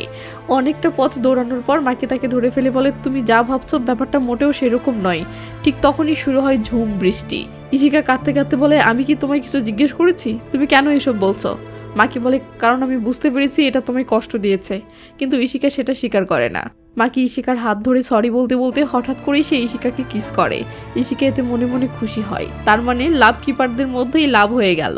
এরপর স্কুল ফেস্টিভ্যালের ডান্স প্র্যাকটিসে তারা সুযোগ পেলে একে অপরকে দেখে মিষ্টি হাসতে থাকে। প্র্যাকটিস শেষে মাকি তাকে বাড়িতে পৌঁছে দেয়। সে আবার কিস করতে গেলে ইশিকা না করে দেয়। তখন মাকি তাকে শুধু আলতো করে জড়িয়ে ধরে গুড নাইট বলে। সিন পরদিন স্কুল আসলে দেখি ইশিকা কালকের সেই ঘটনাগুলো ভাবতেছে। ঠিক তখনই সেখানে কোহারু আসে। কোহারুকে মনে আছে তো? সেই মেয়েটা মাকি কোহারুকে কিস করছিল আর এটা ইশিকা দেখতে পেয়েছিল। তো কোহারুকে দেখেই ইশিকার সেই কিস করার কথা মনে পড়ে যায়। এরপর ভাবনা আসে, এই মাকির ছেলেটা তো একটা প্লে বয়। ইশিকা ভাবতে থাকে মাকির কাছে ওই কিস আর কালকের কিসের মধ্যে আসলে তফাৎটা কি। এরপর ইশিকা আর কান্দা তাদের সেই সিক্রেট জায়গাতে আসে। সেখানে মাকিও ছিল। কান্দা জিজ্ঞেস করে, তাহলে কি মাকি লাভ কিপারে ফিরছে? মাকি কান্দার দিকে একটা বল ছুড়ে দিয়ে বলে, জিজ্ঞেস করার কি আছে, আমি ফিরছি। কিন্তু ইশিকার মাথায় তখনও ঘুরছে মাকির কাছে ওই কিসের মানেটা কি। শেষমেশ থাকতে না পেরে সে মাকিকে জিজ্ঞেস করেই ফেলে, তুমি কি যে কাউকেই কোহারুর মতো ইজিতেই কিস করতে পারো? সেদিন ওটা আমার ফার্স্ট কিস ছিল, আর এই ফিলিংসটাও আমার জন্য প্রথম। মাকি তখন একদম সিরিয়াস হয়ে বলে, এটা আমার জন্যও প্রথম। এর আগে কখনোই কোনো মেয়ের ফিলিংস নিয়ে আমি ভাবিনি, কিন্তু তোমার ক্ষেত্রে মনে হয় আমি নিজের চেয়ে তোমার ফিলিংস নিয়ে বেশি কেয়ার করি। সাবাস। ইশিকা ভয় পেয়ে বলে, কিন্তু আমি গ্র্যাজুয়েশন পর্যন্ত ওয়েট করতে চাই, এরপর আমরা ডেট করব। কারণ সিক্রেটলি করলেও আমরা সেফ নই, আর আমি কোনোভাবেই স্কুল থেকে এক্সপেল হতে চাই না। মাকে হতাশ হয়ে বলে, তাই বলে গ্র্যাজুয়েশন পর্যন্ত? এটা তো 2 বছর, আমরা জাস্ট ফ্রেন্ড হিসেবে থাকতে পারবো না, আমি এভাবে হ্যাপি থাকবো না। এরপর মাকি কনফিডেন্সের সাথে বলে, আমি একটা উপায় ঠিকই বের করব যেন আমরা একসাথে থাকতে পারি। এরপর ডান্স প্র্যাকটিসের সময় মাকি আর ইশিকা একে অপরের দিকে শুধু তাকিয়ে থাকে। কথা বলতে ইচ্ছে করলেও তারা আর বলতে পারে না। সিন কাট হলে দেখি সাকুরা নাওমিকে এসে জিজ্ঞেস করে, কি ব্যাপার, তুমি স্টুডেন্টদের মনিটর করা বাদ দিয়ে দিয়েছো নাকি? নাওমি বিরক্ত হয়ে বলে, তুমি আমার সাথে কথা বলছো কেন? আমার সাথে থাকলে তো তোমার দম বন্ধ হয়ে আসে। এই বলে নাওমি অ্যাটিটিউড দেখিয়ে চলে যায়। এদিকে আয়ামি এসে সরাসরি ইশিকাকে জিজ্ঞেস করে, তুমি কি মাকির সাথে ডেট করছো? যদি এমন হয় তাহলে হয়তো আমার জন্যই তোমাদের মধ্যে ভুল বোঝাবুঝি হচ্ছে। ইশিকার সাথে সাথে বলে, না আমরা ডেট করছি না, আর সেদিনের জন্য সরি। ঠিক তখনই আয়ামির ফোনে হারুতোর মেসেজ আসে, কিন্তু সে মেসেজটা ইগনোর করে। তখন মাকি হারুতোকে বলে, আর চেষ্টা করে লাভ নেই, সে তোমাকে ছেড়ে দিয়েছে। এটা শুনে হারুতো ভাবে আয়ামি হয়তো মাকির সাথেই প্রেম করছে, আর এই জন্যই তার সাথে ব্রেকআপ করতে চাচ্ছে। সিন কাট হয়ে রাতে চলে আসে। হারুতো আয়ামির বাড়ির সামনে এসে অপেক্ষা করছে। আয়ামি আসতেই সে জেরা শুরু করে দেয়, ব্রেকআপের কারণ কি? তুমি কি অন্য কাউকে পছন্দ করো? সেটা কি মাকি? আয়ামি সোজা বলে দেয়, এটা ব্রেকআপের কারণ না। কিন্তু হারুতো তো মাকির উপরে রেগে আগুন। সে মাকির নামে আজে বাজে কথা বলতে শুরু করে, বাট আয়ামি সেগুলোতে পাত্তা না দিলে হারুতো রেগে মেগে বলে, আমি কোনোভাবেই ব্রেকআপ করব না। এই বলে রাগ করে সেখান থেকে চলে যায়। বেচারা হারুতো এখনও জানেই না যে আয়ামি তার সব সিক্রেট ধরে ফেলেছে। এদিকে ইশিকা আর মাকির অবস্থা খুব খারাপ। দুজনেই দুজনকে ভীষণ মিস করছে। দুজনেই ফোনে আই মিস ইউ টাইপ করে, বাট কেউই আর সেটা সেন্ড করতে পারে না, কারণ ভয় যে ধরা পড়লেই এক্সপেল। তো এইভাবেই এক একটা দিন কেটে যায়। ওই স্কুলে ফেস্টিভ্যাল চলে আসে। এই দিনেই সবাই দারুণ এনজয় করছে, বাট কাউন্সিলিং মেম্বাররা এই দিনও ইঁদুর ধরার জন্য, মানে কাপল ধরার জন্য ব্যস্ত। তো ইশিকার সাকুরা দুজনে এমনিই নানা আলাপ করতেছে। তখনই মাকি এসে বলে, তোমরা কি নিয়ে কথা বলতেছো? সাকুরা বলে, রোমান্স একটা যন্ত্রণাদায়ক ব্যাপার। মাকি সুযোগ পেয়ে ইশিকাকে শুনিয়ে বলে, হ্যাঁ এটা অনেক যন্ত্রণাদায়ক, কারণ কিছু মেয়ে আছে যারা নিজেদের ভালোবাসার মানুষের থেকে 2 বছরও দূরে থাকতে পারে। এটা শুনে ইশিকা আবার বলে, সেই ছেলে যদি সত্যিই ভালোবাসে তাহলে অপেক্ষা কেন করতে পারবে না? মাকি বলে, তুমি ভুল। ইশিকা বলে, তুমি ভুল। এদিকে সাকুরা তো এদের কথার আগাগোড়া কিছুই বুঝতে পারছে না, আর বোঝার কথাও নয়। ঠিক তখনই আশুকে এসে মাকিকে বাঁচানোর জন্য টেনে নিয়ে যায়। এরপর আয়ামি মাকিকে ডেকে তার ভাই হারুতোর ব্যাপারে কথা বলে। মাকি তখন বুঝিয়ে বলে, ওর আসলে কোনো দোষ নেই, বাবা ওকে যেমন বানিয়েছে ও ছোটোবেলা থেকে তেমনই হয়ে গেছে। এটা শুনে আয়ামিও হারুতোর জন্য ফিল করে। সে বলে, তার মানে ও তোমাকে হিংসে করে কারণ তুমি নিজের মতো চলতে পারো। হয়তো ও তোমার বাবারই শিকার, মাকি অবাক হয়ে বলে, তুমি আসলেই অনেক ভালো এবং স্ট্রং একটা মেয়ে। আমার ভাই তোমাকে এত কষ্ট দিল, তারপরেও তুমি ওকে সাপোর্ট করছো। শেষে মাকি আয়ামিকে নতুন কাউকে খুঁজে নিতে বলে, কিন্তু আয়ামির হাবভাব আর চোখের চাহনি দেখে মনে হচ্ছিল সে বোধহয় এই মাকিকেই পছন্দ করে ফেলেছে। ব্যাস শুরু হলো আরেক কাহিনী।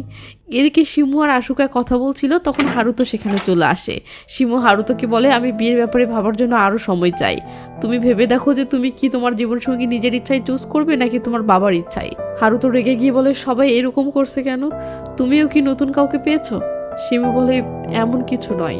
হ্যাঁ, আমরা হয়তো একজন আরেকজনের জন্য পারফেক্ট, কিন্তু আমার মনে হয় আমাদের দুজনেরই একে অপরের প্রতি কোনো ইন্টারেস্ট নেই। আসলে মাকি শিমুকেও হারুতোর ডাবল গেমের ব্যাপারে বলেছে। তো হারুতো রেগে গিয়ে শিমুকে বলে, জীবনে কম্প্রোমাইজ করতে হয়। শিমু এবার রেগে মেগে বলে, যদি তোমার এমনটাই মনে হয় তাহলে আমাদের এটা নিয়ে আর ভাবারও দরকার নেই। মানে শিমু মুখের উপর বিয়েটা ভেঙে দেয়। এরপর সিন চেঞ্জ হয়ে আমরা প্রিন্সিপালের রুমে দেখতে পাই, সেখানে নাওমি প্রিন্সিপালকে মুখের উপর বলে, আপনারা আমাকে বলেছিলেন সবাইকে ঠিক করে রাখতে, কিন্তু আপনাদের আসল ভয় তো অন্য জায়গায়। আপনারা ভয় পাচ্ছেন কোনো স্টুডেন্ট প্রেগনেন্ট হয়ে গেলে স্কুলের নাম খারাপ হবে। নাওমি আরও বুঝিয়ে বলে যে স্কুলের সম্মান বাঁচাতে হলে সবার আগে স্টুডেন্টদের খেয়াল রাখতে হবে। এসব শুনে প্রিন্সিপাল হঠাৎ করেই তাকে একটা অবাক করার প্রশ্ন করে বসে, আচ্ছা, ইশিকা কি কোনোভাবে সেই লাভ কিপার হতে পারে? এই কথা শুনে নাওমি একদম চমকে যায়। পরের সিনে দেখি নাওমি সোজা এসে ইশিকাকে বলতেছে, তুমিই লাভ কিপার তাই না? ইশিকা বলে, না, কিন্তু আমিও লাভ কিপারকে সাপোর্ট করি, যেভাবে সেই স্টুডেন্টদের ভালোবাসাকে রক্ষা করে। নাওমি অবাক হয়ে বলে, এসব কি বলছো? তুমিও তো একজন মেম্বার, তোমার কি মনে নেই? ইশিকা তখন সোজা সাপটা বলে, কিছু মনে করো না, কিন্তু আমার মনে হয় তুমি সাকুরার জন্যই এসব করছো, কারণ তুমি তার ভালোবাসা পাওনি, তাই অন্যরা যখন নিজেদের ভালোবাসা এনজয় করে তুমি সেটা দেখে জেলাস হও। এই কথা শুনে নাওমি প্রচণ্ড রেগে গিয়ে ইশিকাকে কষিয়ে একটা চড় মেরে বসে। এরপর সে কাঁদতে কাঁদতে ওখান থেকে চলে যায়। মানে ঘটনা সত্য। তো এরপর ডান্স পারফর্ম দেখানো হয়, আর ব্যাকগ্রাউন্ডে ইশিকা নাওমির উদ্দেশ্যে বলে, কিছু ভালোবাসা কখনো পূর্ণতা পায় না। তোমার ভালোবাসা যতই খাঁটি হোক না কেন, এটা মেনে নেওয়াটাই বুদ্ধিমানের কাজ। তো এরপর ফেস্টিভ্যালে একটা স্পেশাল ইভেন্ট চলছিল, তখন মাকি এসে আয়ামিকে অভয় দিয়ে বলে, আমার ভাই তোমাকে আর বিরক্ত করবে না, কোনো ভয় নেই। আমি মাকিকে থ্যাঙ্কস জানাই, কিন্তু সে মাকির দিকে একদম মুগ্ধ হয়ে তাকিয়েছিল। এরপর সে লুকিয়ে লুকিয়ে কেন জানি মাকির পিছু নিতে শুরু করে। মাকি স্কুলের সেই সিক্রেট জায়গাটায় আসে, মানে হলো সেখানে ইশিকা তার জন্য অপেক্ষা করতেছে। ইশিকা মাকিকে দেখেই জড়িয়ে ধরে কিস করে বসে। মাকিও তাকে কিস ব্যাক করে, আর দুজনে বেশ রোমান্টিক একটা মুহূর্তে হারিয়ে যায়। কিন্তু দূর থেকে এই পুরো ব্যাপারটা আয়ামি দেখে ফেলে। এটা দেখে আয়ামির ভালোবাসা আবারও শুরু হওয়ার আগেই ভেঙে চুরমার হয়ে যায়। কষ্ট পেয়ে সে চলে যাচ্ছে, বাট হঠাৎ করে কি যেন মনে করে থেমে যায়। এরপর পকেট থেকে ফোন বের করে ক্যামেরা অন করে, আর এই ব্যাপারটা রহস্য রেখে এখানেই সিন কাট হয়ে যায়। এরপর মাকি ইশিকাকে বাড়িতে ড্রপ করে দেয়। ইশিকা তো আনন্দে উঠতেছে, কিন্তু এরপরে ঘটে যায় বিশাল এক ঘটনা। আমরা দেখি পুরো স্কুলের সব স্টুডেন্টের ফোনে ইশিকা আর মাকির ওই কিস করার ছবিটা ছড়িয়ে পড়েছে। টিচার সাথে সাথেই দুজনকে প্রিন্সিপালের অফিসে ডেকে পাঠায়। দুজনেই তখন ভয়ে কাঁপতে থাকে। প্রিন্সিপাল ইশিকাকে জেরা শুরু করেন, কড়া গলায় জিজ্ঞেস করেন, মাকির সাথে তোমার সম্পর্ক কি? তোমরা কি প্রেম করছো? ইশিকা ভয়ে ভয়ে না বলে দেয়। তখন প্রিন্সিপাল রেগে গিয়ে সরাসরি জিজ্ঞেস করেন, তোমাদের মাঝে কি ফিজিক্যাল সম্পর্ক হয়েছে? জলদি তোমার ফোন বের করো। ইশিকা ভয়ে ভয়ে ফোনটা বের করে, কিন্তু পরক্ষণেই সে সাহস জুটিয়ে জোর গলায় বলে ওঠে, হ্যাঁ, আমাদের মাঝে সম্পর্ক আছে এবং আমি ওকে ভালোবাসি। ঠিক সেই মুহূর্তে কেউ একজন প্রিন্সিপালের হাতে কিছু ছবি দিয়ে যায়। ছবিগুলো দেখেই প্রিন্সিপাল চমকে উঠে বলেন, তার মানে লাভ কিপার তুমি ছিলে? এই কথা শুনে আর ছবিগুলো দেখে ইশিকার তো আত্মা শুকিয়ে যাওয়ার অবস্থা। প্রিন্সিপাল চেপে ধরলে ইশিকা স্বীকার করে বলে, হ্যাঁ, তবে এর সাথে আর কেউ জড়িত নেই, আমি একাই এই কাজটা করেছিলাম। প্রিন্সিপাল তখন রাগে ফেটে পড়েন।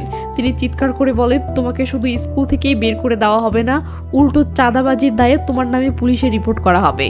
ইশিকা হাউমাউ করে কাঁদতে কাঁদতে বলে, বিশ্বাস করুন, আমি কোনো চাঁদাবাজি করিনি। প্রিন্সিপাল ইশিকাকে চাপ দিতে থাকেন অন্য স্টুডেন্টদের নাম বলার জন্য।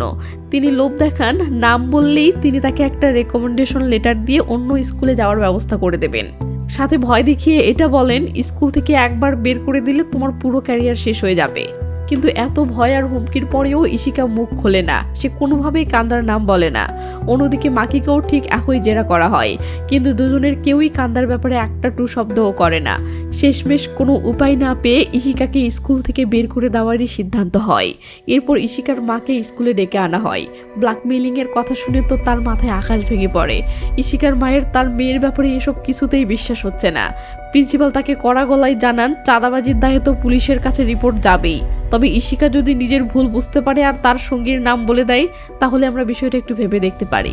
তারা ইশিকাকে কয়েকদিন সময় দেন আর মাকে বলেন মেয়েকে বোঝাতে। আর ঠিক তখনই ইশিকার মার সবচেয়ে বড় ধাক্কাটা খায়। সে জানতে পারে ইশিকা আসলে কোনো স্কলারশিপই পায়নি।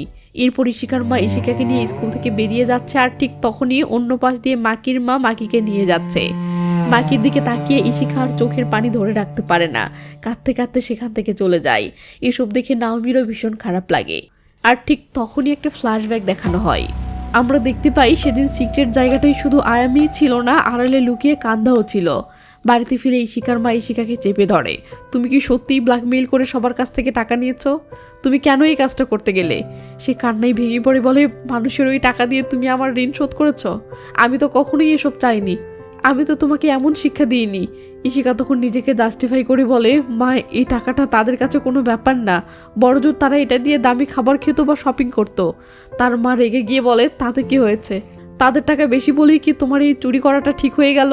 কিন্তু ইশিকা কাঁদতে কাঁদতে বলে ওঠে, টাকা ছাড়া এই দুনিয়ায় আমরা কিছুই করতে পারি না মা। না ভালো স্কুলে পড়া যায় আর না ভালো একটা জীবন পাওয়া যায়। সত্যি বলতে আমি কখনোই এমন গরিব ঘরে জন্ম নিতে চাইনি। ইশিকা আরও ইমোশনাল হয়ে হাউমাউ করে কেঁদে বলে, যদি আমাদের টাকা থাকতো তাহলে তোমাকে সকাল থেকে রাত পর্যন্ত ওই অমানুষের মতো খাটতে হতো না। কেউ তোমাকে ইচ্ছে মতো ব্যবহার করতে পারতো না। তোমার কষ্ট আমি সহ্য করতে পারিনি। মেয়ের মুখে এইসব কথা শুনে তার মা আর নিজেকে সামলাতে পারে না, রাগের মাথায় কষিয়ে একটা থাপ্পড় মারে। এরপর হতাশ হয়ে বলে, আমি তোমাকে মানুষ করতে পারিনি, তোমারও ওই স্কুলে আর যাওয়ারই দরকার নেই। থাপ্পড় খেয়ে ইশিকাও প্রচণ্ড জেদ ধরে। সে ব্যাগটা গুছিয়ে সোজা বাড়ি থেকে বেরিয়ে যায়। তার মা অসহায়ের মতো ফ্লোরে বসে ডুকরে কাঁদতে থাকে। অন্যদিকে মাকির বাবা এসব শুনে তো রেগে আগুন।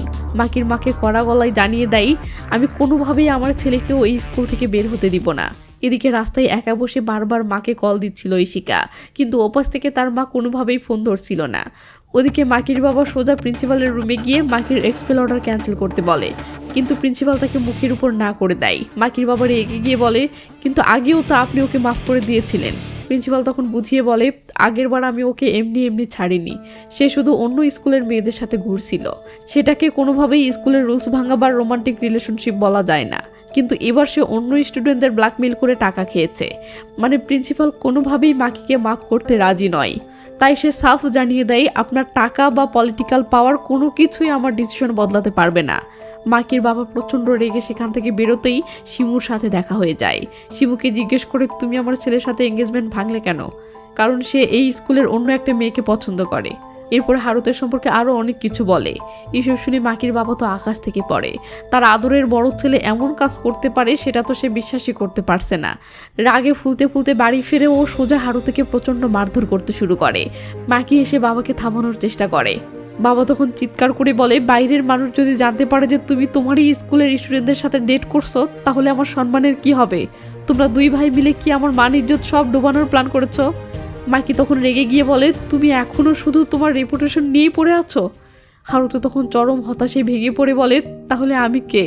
আমি তো সারা জীবন তোমার কথা মতোই চলেছি, তুমি যেমন চেয়েছো তেমনভাবেই থেকেছি, আর এখন আমি তোমার কাছে কেউই না। এই বলে সে পাগলের মতো ঘরের সব কিছু ভাঙচুর করতে শুরু করে। এদিকে শিমু ইশিকার সাথে দেখা করতে আসে। সে ইশিকাকে কোনো সাহায্য করতে পারেনি বলে সরি বলে। সে আক্ষেপ করে বলে, আমি সবসময় প্রিন্সিপালের এই রুলসের বিরুদ্ধে ছিলাম, কিন্তু কখনোই কিছু বলতে পারিনি। আমার তোমাকে বাঁচানো উচিত ছিল। ইশিকা তখন একটা ইমোশনাল কথা বলে, আমি লাভ কিপার শুরু করেছিলাম শুধুই টাকার জন্য, কারো ভালোবাসা বাঁচানোর জন্য নয়। কিন্তু যখন নিজে প্রেমে পড়লাম তখন বুঝতে পারলাম স্কুলের এই রুলসটা কতটা ভুল। শিমু তখন একটা দীর্ঘশ্বাস ফেলে বলে, স্কুলের রুলস বদলানো ছাড়া এই অবস্থা কোনোভাবেই ঠিক হবে না। তো ওদিকে মাকি বসে বসে ভাবতেছে, যদি তাদেরকে স্কুল থেকে বের করেই দেয় তাহলে হয়তো তার নিজের তেমন কোনো ক্ষতি হবে না, ইশিকার লাইফটা তো পুরোই নষ্ট হয়ে যাবে। মেয়েটাকে নিয়ে তার ভীষণ টেনশন হতে থাকে। এমন সময় আশুকা এসে তাকে কড়া কথা শোনায়, তুমি তো আগে থেকেই জানতে এর শেষ পরিণতি কি হবে, সব জেনেও কেন তার সাথে প্রেম করতে গেলে। এটা শুনে মাকির তো রীতিমতো প্রচুর গিল্টি ফিল হতে থাকে, সে পুরোই হতাশায় ডুবে যায়। সিন কাট হলে দেখি নোটিশ বোর্ডে তাদের দুজনকে স্কুল থেকে বহিষ্কার করার ফাইনাল নোটিশ ঝুলিয়ে দেওয়া হয়েছে। কিন্তু এ কি, আয়ামি নোটিশটা দেখে কেন জানি তার ভীষণ খারাপ লাগতে শুরু করে। আর ঠিক তখনই মাথা ঘুরে সে সেখানে অজ্ঞান হয়ে পড়ে যায়। এরপর মেডিকেল রুমে আয়ামির জ্ঞান ফিরলে শিমু আয়ামিকে সান্ত্বনা দিয়ে বলে, হারু তো আর এখানে পড়াবে না। আপনাদেরকে মনে করিয়ে দেই, হারুতো কিন্তু শিমু এবং আয়ামি এই দুজনের সাথেই লাইন মারতো। তো শিমু আয়ামিকে বলে, হারুতোকে নিয়ে আর কোনো টেনশন করো না। শুধু তাই নয়, শিমু এরপর এমন একটা কথা বলে যা শুনে আয়ামির তো পায়ের নিচ থেকে জমিন সরে যাওয়ার অবস্থা। শিমু বলে, আসলে আমার সাথেই হারুতোর বিয়ে হওয়ার কথা ছিল, আর মাকি আমাকে সব কিছু খুলে বলেছিল, সাথে সে তোমাকেও হেল্প করতে বলেছে। এটা শুনে আয়ামি তো রীতিমতো থ মেরে যায়, মানে সে পুরোই শকড। মাকির এমন ভালো মানুষই দেখে তার ভেতরে এখন সেই লেভেলের গিল্টি কাজ করতে থাকে। সে হাউমাউ করে কাঁদতে কাঁদতে বলে ওঠে, আমি প্রিন্সিপালের কাছে গিয়ে মাকি আর ইশিকার নামে রিপোর্ট করেছিলাম। সিন চলে আসে কান্দার কাছে, সে বসে বসে ইশিকার একটা ফটো দেখছিল। ঠিক এমন সময় তার মা সেখানে আসলে কান্দা আবারও তার মাকে যাচ্ছা তাই কথা শোনাতে শুরু করে। সে রেগে মেগে বলে, তুমি একমাত্র মানুষ যে কিনা একটা এফআইআরে জড়িয়ে আমাদের সব কিছু ধ্বংস করে দিয়েছ। এই বলে কান্দার রাগে ফুসতে ফুসতে সেখান থেকে বেরিয়ে যায়। তো ওদিকে ইশিকা মন খারাপ করে একটা রেস্টুরেন্টে বসে আছে। ঠিক এমন সময় নাওমি সেখানে এসে তাকে খাবার দেয়। কথায় কথায় নাওমি জানতে পারে যে ইশিকা তার মায়ের সাথে ঝগড়া করে এখন ইন্টারনেট ক্যাফেতে থাকতেছে। এটা শুনে নাওমি তাকে নিজের বাড়িতে গিয়ে থাকার কথা বলে। সিন কাট হলে দেখি নাওমি নিজের বিছানার পাশে ইশিকার জন্য বেড রেডি করে দিচ্ছে। তো ইশিকা শুয়ে পড়ে, কিন্তু হঠাৎ সে কি যেন দেখে থমকে যায়। সে দেখে নাওমি লুকিয়ে একটা টেডি বিয়ার বের করতেছে। নাওমি বলে, আমি আসলে এটা ছাড়া ঘুমাতে পারি না। ইশিকা মুচকি হেসে বলে, কি কিউট। নাওমি তখন রিকোয়েস্ট করে বলে, প্লিজ কথাটা কাউকে বলো না কিন্তু। তো এরা কথা বলতেছে, ঠিক তখনই ইশিকার ফোনে ইমার মেসেজ আসে। ইমার কথা মনে আছে তো, ওই যে ইশিকার বান্ধবী প্রেমে ধরা পড়ার কারণে স্কুল থেকে তাকে বের করে দিয়েছিল। তো ইমার মেসেজ দেখে ইশিকা কেন জানি থ মেরে যায়। সিন চলে আসে পরের দিনে। নাওমি আর ইশিকা একটা জায়গায় অপেক্ষা করতেছে, কারণ সেখানে ইমা আসবে। একটুর মধ্যে ইমা চলে আসলে ইমাকে দেখে এরা দুজনেই অবাক হয়, কারণ ইমা প্রেগনেন্ট হয়েছে। তখন নাওমি মাথা নিচু করে ইমার কাছে ক্ষমা চাইতে শুরু করে, কারণ নাওমি ইমার নামে প্রিন্সিপালের কাছে রিপোর্ট করেছিল। কিন্তু ইমা কিছু মনে না করে বলে, যা হওয়ার সেটা তো হয়ে গেছে, আর যেহেতু আমি প্রেগনেন্ট হয়ে গিয়েছিলাম তাই এমনিতেও তো আমাকে স্কুল থেকে বের করে দিত, কিন্তু আমি এর জন্য একটু অনুতপ্ত নই, আমার কোনো আফসোস নেই, আমি অনেক ভালো আছি। তো ইমার এমন কনফিডেন্স দেখে ইশিকা তো মহা খুশি হয়ে যায়। সিন কাট হয়ে হারুতোর কাছে আসলে দেখি সে চিরতরে স্কুল থেকে চলে যাচ্ছে আর শিমু তাকে শেষ বিদায় জানাচ্ছে। এরপর শিমু অফিসে এসে দেখে আশুকা সেখানে বসে আছে। আশুকা তাকে সরাসরি বলে বসে, আমি খুব তাড়াতাড়ি বড় হয়ে যাব, যেন আপনি আমার সাথে একদম ফ্রিলি কথা বলতে পারেন। এটা শুনে শিমু তো পুরো অবাক। আশুকা আরও বলে ওঠে, আমি সত্যি আপনাকে অনেক ভালোবেসে ফেলেছি, আর এটা আমি গ্র্যাজুয়েশনের পর আপনাকে আবারও বলবো, তাই প্লিজ আমার জন্য অপেক্ষা করবেন। এই বলে আশুকা সেখান থেকে চলে গেলে শিমু এবার আশুকাকে নিয়ে ভাবতে শুরু করে। তো ওদিকে ইমা ইশিকাকে বলে, আমার বয়ফ্রেন্ড আমাকে ধোকা দিয়ে পালিয়েছে, কিন্তু আমি এই বাচ্চাটাকে পৃথিবীতে আনার ফাইনাল সিদ্ধান্ত নিয়েছি, আর এর জন্য আমার মনে বিন্দুমাত্র কোনো আক্ষেপ নেই, কারণ এই ফুটফুটে বাচ্চার তো কোনো দোষ নেই। তো এরা কথা বলতেছেই, আর ঠিক তখনই ইমার প্রচণ্ড লেভেলের লেবার পেইন উঠতে শুরু করে। ঠিক এমন সময়ই সিন চলে আসে খেলার মাঠে। সেখানে তাদের স্কুলের সাথে অন্য একটা স্কুলের স্পোর্টস ফাইনাল ম্যাচ চলছিল, আর সেই খেলার মাঠেই আশুকা মারাত্মকভাবে আহত হয়ে যায়। পরিস্থিতি পুরোই সিরিয়াস। সিন কাট হয়ে সোজা হসপিটালে চলে আসলে দেখি সেখানে মাকির সাথে ইশিকার আবারও দেখা হয়ে যায়। কাহিনী হলো, মাকি এখানে ছুটে এসেছে আশুকার জন্য, আর ওদিকে ইশিকা এসেছে ইমার জন্য। একদিকে আশুকার ইমার্জেন্সি ট্রিটমেন্ট চলতেছে, আর অন্যদিকে ইমার ডেলিভারি হচ্ছে। একদম টান টান উত্তেজনার মুহূর্ত। ঠিক তখন ব্যাকগ্রাউন্ডে ইশিকার ভয়েস ওভার শোনা যায়।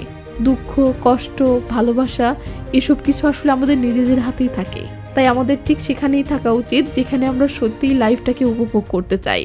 তো অবশেষে সব অপেক্ষার অবসান ঘটিয়ে ইমা একটা ফুটফুটে মেয়ে বাচ্চার জন্ম দেয়। সে বাচ্চাটিকে কোলে নিয়ে খুশিতে ইমোশনাল হয়ে কেঁদে ফেলে। আর এদিকে আশুকাও বড়সড় বিপদ থেকে রক্ষা পায়।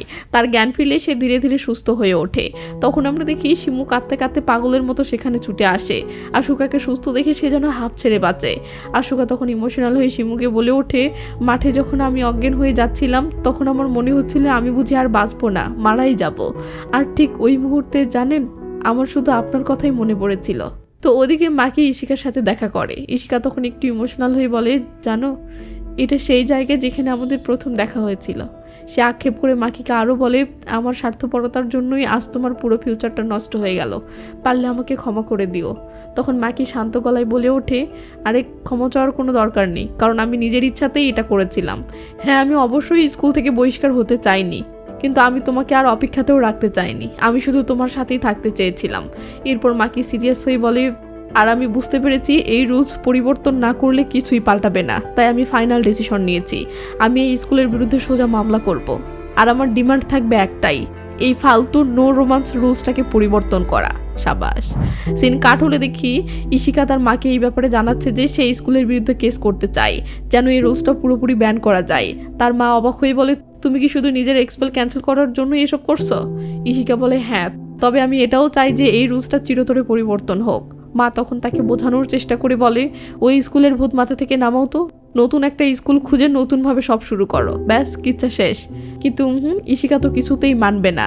সে একদম দৃঢ় কণ্ঠে বলে ওঠে, আমি শুধু আমার এক্সপানশনই ক্যান্সেল করতে চাই না, বরং যারা এখনও ওখানে পড়াশোনা করছে আমি তাদেরকেও বাঁচাতে চাই। আমি এতদিন শুধু টাকার কথাই ভাবতাম, কিন্তু এখন আমার উদ্দেশ্য পুরোই অন্য কিছু। আমি সবার ভালোবাসার অধিকার রক্ষা করতে চাই। মেয়ের এমন ম্যাচিওর কথা শুনে মায়ের তো মন গলে যায়, আর সে রাজিও হয়ে যায়। চিঞ্চল আসে আদালতের কাঠগড়ায়, আর এইভাবেই ইশিকা আজ কোর্টে এসে দাঁড়ায়। ওদিকে ইন্টারনেটে সবাই এই নিউজটা দেখছিল, কারণ ইতিমধ্যেই ব্যাপারটা বেশ ভাইরাল হয়ে গেছে। স্কুলের সবাই তো অধীর আগ্রহে উইশ করছিল যেন রুলসটা পরিবর্তন হয়েই যায়। তো ইশিকা কোর্টে পৌঁছালে মাকি তাকে সেই লেভেলের সাহস দিতে থাকে। একদম টান টান উত্তেজনার মুহূর্ত, না জানি এবার কোর্টে কি হতে চলেছে। তো এরপর কোর্টে ট্রায়াল শুরু হয়ে যায়। জজ সাহেব প্রিন্সিপালকে সোজা জিজ্ঞেস করেন, স্কুলে ছাত্রছাত্রীদের মধ্যে প্রেম ভালোবাসা কেন নিষিদ্ধ করা হচ্ছে? প্রিন্সিপাল তখন উত্তর দেন, স্টুডেন্টদের বাঁচানোর জন্যই মূলত এই সিদ্ধান্ত, কারণ তারা এখনও অনেক ইম্যাচিওর, তারা যেন শুধুমাত্র পড়াশোনায় ফোকাস করতে পারে, ঠিক এই জন্যই রুলসটা করা হয়েছে। তখন ইশিকার লয়ার প্রশ্ন করে বসেন, আপনাদের এই রুলস কি সরকারের গাইডলাইনের সাথে সামঞ্জস্যপূর্ণ? প্রিন্সিপাল তো কনফিডেন্সের সাথে বলেন, হ্যাঁ, কিন্তু লয়ার লজিক দেখিয়ে বলেন, সরকারের গাইডলাইন অনুযায়ী স্টুডেন্টরা নিজেদের ইচ্ছা মতো চলতে পারবে, স্কুল শুধু তাদের এই ব্যাপারে শিক্ষা দিতে পারে, এর বেশি কিছু নয়। প্রিন্সিপাল তখন যুক্তি দেখিয়ে বলেন, আপনি হয়তো জানেন যে প্রাইভেট স্কুলগুলো শিক্ষাদানের ক্ষেত্রে অনেকটাই স্বাধীন। লয়ার তখন কড়া জবাবে বলে ওঠেন, কিন্তু আপনাদের এই রুলস স্টুডেন্টদের বেসিক মানবাধিকার চরমভাবে লঙ্ঘন করছে, কারণ এটা সরাসরি তাদের প্রাইভেসি এবং পার্সোনাল ফিলিংসের উপর আঘাত হানছে। প্রিন্সিপাল বলেন, এই রুলস অনেক এক্সপার্টদের সাথে পরামর্শ করার পরে গ্রহণ করা হয়েছে। আর এরপরই আজকের মতো ট্রায়াল এখানেই শেষ হয়। সিন কাট হলে দেখি কোর্ট শেষে তারা সবাই একসাথে একটা জায়গায় বসে আছে। আশুকা তখন জিজ্ঞেস করে, তুমি কি সত্যি এই কেসে জিততে পারবে? ইশিকা একটা দীর্ঘশ্বাস ফেলে হতাশ হয়ে বলে, জানি না। কিন্তু তখনই সেখানে ইশিকার আরও দুজন ফ্রেন্ডের এন্ট্রি হয়। কোহারু তাদের সবার জন্য অনেক খাবার নিয়ে এসেছে। সে ইশিকাকে ট্রায়ালের খরচের জন্য বেশ কিছু টাকাও দিতে চায়, কিন্তু ইশিকা সেটা নিতে একদম অস্বীকার জানায়। তো এরা কথা বলতেছে, ঠিক তখনই নাওমি বলে ওঠে, আমি এই ট্রায়ালে সাক্ষী দিতে চাই যে স্কুলের এই রুলসটা সম্পূর্ণ ভুল। এটা শুনে তো সবাই রীতিমতো শকড। তারা অবাক হয়ে বলে, তুমি তো রেড হান্টারদের বস ছিলে, আমাদের তো বিশ্বাসই হচ্ছে না যে তুমি আমাদের সাথে এখানে আছো। নাওমি তখন মুস্কি হেসে বলে, এই জন্যই তো আমি এটা করতে চাই। আমি অনেককেই ভালোবাসার অপরাধে শাস্তি দিয়েছি, তাই আমি আরও একবার সবার মুখোমুখি হয়ে সত্যিটা তুলে ধরতে চাই। নাওমির এমন ম্যাচিওর কথা শুনে সবাই অবাক হলেও তারা বুঝতে পারে যে মেয়েটা সত্যিই বদলে গেছে। এরপর তারা সবাই মিলে একসাথে অনেক মজা করতে থাকে। সিন চলে আসে পরের দিনে। কোর্টে আবার ট্রায়াল শুরু হলে চারপাশের পরিবেশ যেন আরও থমথমে হয়ে ওঠে, একদম টান টান উত্তেজনা। প্রথমেই শিমু এসে সাক্ষীর কাঠগড়ায় দাঁড়ায়, আর এসেই সে একটা বড়সড় বোমা ফাটায়। সেই স্কুলের এই সিক্রেট গ্রুপের সব সত্যি ফাঁস করে দেয়, যেখানে স্টুডেন্টরা একে অপরের পার্সোনাল ইনফরমেশন এক্সপোজ করতো। সে জানায়, আমি এই ফালতু গ্রুপটা বন্ধ করে দেওয়ার পরামর্শ দিয়েছিলাম, কিন্তু আমাকে উল্টো বলা হয় স্টুডেন্টদের নজরে রাখার জন্য এই মনিটরিং সিস্টেম নাকি খুব ভালো। তখন লয়ার তাকে সোজা জিজ্ঞেস করে বসেন, একজন কাউন্সিলর হিসেবে আপনার কি মনে হয় এই রুলস স্টুডেন্টদের মানসিকভাবে আঘাত করে? শিমু তখন একদম শান্ত গলায় বলে ওঠে, সবার রিয়াকশন হয়তো একরকম হয় না, কিন্তু আমার মনে হয় কিছু স্টুডেন্ট এর কারণে মারাত্মকভাবে মানসিক ট্রমার শিকার হতে পারে। এরপর আরেকজন স্টুডেন্ট সাক্ষ্য দিতে আসে। সে এসে যা জানায় তা শুনে তো আপনারও মাথা নষ্ট হয়ে যাবে। সে জানায় তার নামেও নাকি রিপোর্ট করা হয়েছিল, কিন্তু তাকে স্কুল থেকে বহিষ্কার করা হয়নি। কারণ কি জানেন? কারণ সে যাকে ডেট করছিল সেও একটা ছেলে ছিল। মানে বুঝতে পেরেছেন? তাদের এই রুলসটা যে কতটা অদ্ভুত সেটাই সে কোর্টের সামনে প্রমাণ করে দেয়। এরপর আসে নাওমির পালা। সে কাঠগড়ায় দাঁড়িয়ে সবার সামনে স্বীকার করে নেয় যে সে নিজেই ছিল ওই রেড হান্টারদের মেইন লিডার। সবার লুকিয়ে ছবি তুলে তারাই মূলত রিপোর্ট করত। শুধু তাই নয়, চমকে যাওয়ার মতো ব্যাপার হলো স্কুলের বাইরেও স্টুডেন্টদের মনিটর করার নির্দেশ স্বয়ং প্রিন্সিপালই তাদের দিয়েছিলেন। সে কোর্টকে আরও জানায়, একবার তো আমরা হোটেলের বাইরে টানা 3 ঘন্টা দাঁড়িয়ে অপেক্ষা করছিলাম তাদের বের হওয়ার জন্য। এই কথা শুনে কোর্টের সবাই তো রীতিমতো শকড। নাওমি তখন কান্নায় ভেঙে পড়ে ইমোশনাল হয়ে বলে, আমি আমার এই কাজের জন্য গভীরভাবে অনুতপ্ত। আমি এখন বুঝতে পেরেছি কারো ভালোবাসার মাঝে বাধা দেওয়া একদমই ঠিক কাজ নয়। এরপর যারা তার কারণে স্কুল থেকে বহিষ্কৃত হয়েছে সে সবার সামনে মাথা নিচু করে তাদের কাছে ক্ষমা চায়। তো এরপর শুরু হয় ইশিকাকে যেটা করার পালা। শুরুতে সে সবার সামনে বলতে গিয়ে একটু আনইজি ফিল করছিল বা লজ্জা পাচ্ছিল ঠিকই, কিন্তু পরে সাহস করে সে বলে ওঠে, আমার নামে রিপোর্ট হওয়ার পর আমাকে সোজা প্রিন্সিপাল রুমে রাখা হয়। তখন প্রিন্সিপাল খুব বাজেভাবে আমাকে জিজ্ঞেস করেন আমরা শারীরিক সম্পর্কে জড়িয়েছি কিনা। আর শুধু একবার নয়, তিনি বারবার আমাকে এই একই ফালতু প্রশ্ন করতে থাকেন। ইশিকা কোর্টকে আরও জানাই, এরপর তিনি আমাকে ফোন বের করতে বলেন যেন তিনি আমার পার্সোনাল ছবি আর মেসেজ চেক করতে পারেন। তখন প্রিন্সিপালকে এই বিষয়ে প্রশ্ন করা হলে তিনি একদম নির্লজ্জের মতো বলে বসেন, আমি তো শুধু সত্যিটা চেক করতে চেয়েছিলাম। তখন ইশিকা কাঁদো কাঁদো গলায় ইমোশনাল হয়ে বলে, যখন তিনি আমার পার্সোনাল ছবি দেখতে চাচ্ছিলেন সেদিন আমার এতটা অস্বস্তি আর অপমানিত লাগছিল যা আমি ভাষায় বলে বোঝাতে পারবো না। তো সিন কাট হলে দেখি এবার ইশিকার মা সাক্ষ্য দিতে এসেছেন। তিনি কাঠগড়ায় দাঁড়িয়ে বলেন, সত্যি বলতে কি প্রথমে আমি এই রুলসের জন্য স্কুলের প্রতি অনেক কৃতজ্ঞ ছিলাম, কিন্তু পরে বুঝতে পারি ভালোবাসা আসলে আমাদের জীবনেরই একটা অবিচ্ছেদ্য অংশ, আর এর মাধ্যমেই বাচ্চারা আরও ম্যাচিওর হতে পারে। তিনি ইশিকার দিকে তাকিয়ে গর্বের সাথে আরও বলেন, আমার মেয়ে প্রেমে পড়ার পর থেকে পুরোই বদলে গেছে, আর আজ দেখুন সে সবার অধিকার রক্ষার জন্য এখানে দাঁড়িয়ে লড়াই করছে। সাবাস। কিন্তু ঠিক তখনই ধ্যাম মুভিতে চলে আসে বিশাল একটা টুইস্ট। বিপক্ষের লয়ার সুযোগ বুঝে ইশিকাকে একদম কড়া আক্রমণ করে বসে। সে জজকে উদ্দেশ্য করে বলে, কিন্তু আপনার মেয়ে তো তার প্রেমিকের সাথে মিলে এই রুলসের ভয় দেখিয়েই অন্য স্টুডেন্টদের ব্ল্যাকমেইল করে রীতিমতো টাকা হাতিয়ে নিয়েছে। এটা শুনে ইশিকার লয়ার সাথে সাথে অবজেকশন জানায়, কিন্তু জাজ সাহেব সেটা রিজেক্ট করে দেন। এরপর বিপক্ষের লয়ার তীক্ষ্ণ গলায় কোর্টকে উদ্দেশ্য করে বলে ওঠে, সে যদি সত্যিই সবার অধিকারের জন্য লড়াই করবে তাহলে সে উল্টো তাদের ব্ল্যাকমেইল করে টাকা নিবে কেন? সে নিজেই তো এই রুলস ব্যবহার করে নিজের আখের গুছিয়েছে বা ফায়দা লুটেছে, মানে সে নিজেই তো এই রুলসের পক্ষেই ছিল। কিন্তু যখনই তার নিজের রোমান্স সবার সামনে এক্সপোজ হয়ে গেল ঠিক তখনই সে বলছে এই রুলস নাকি অবৈধ।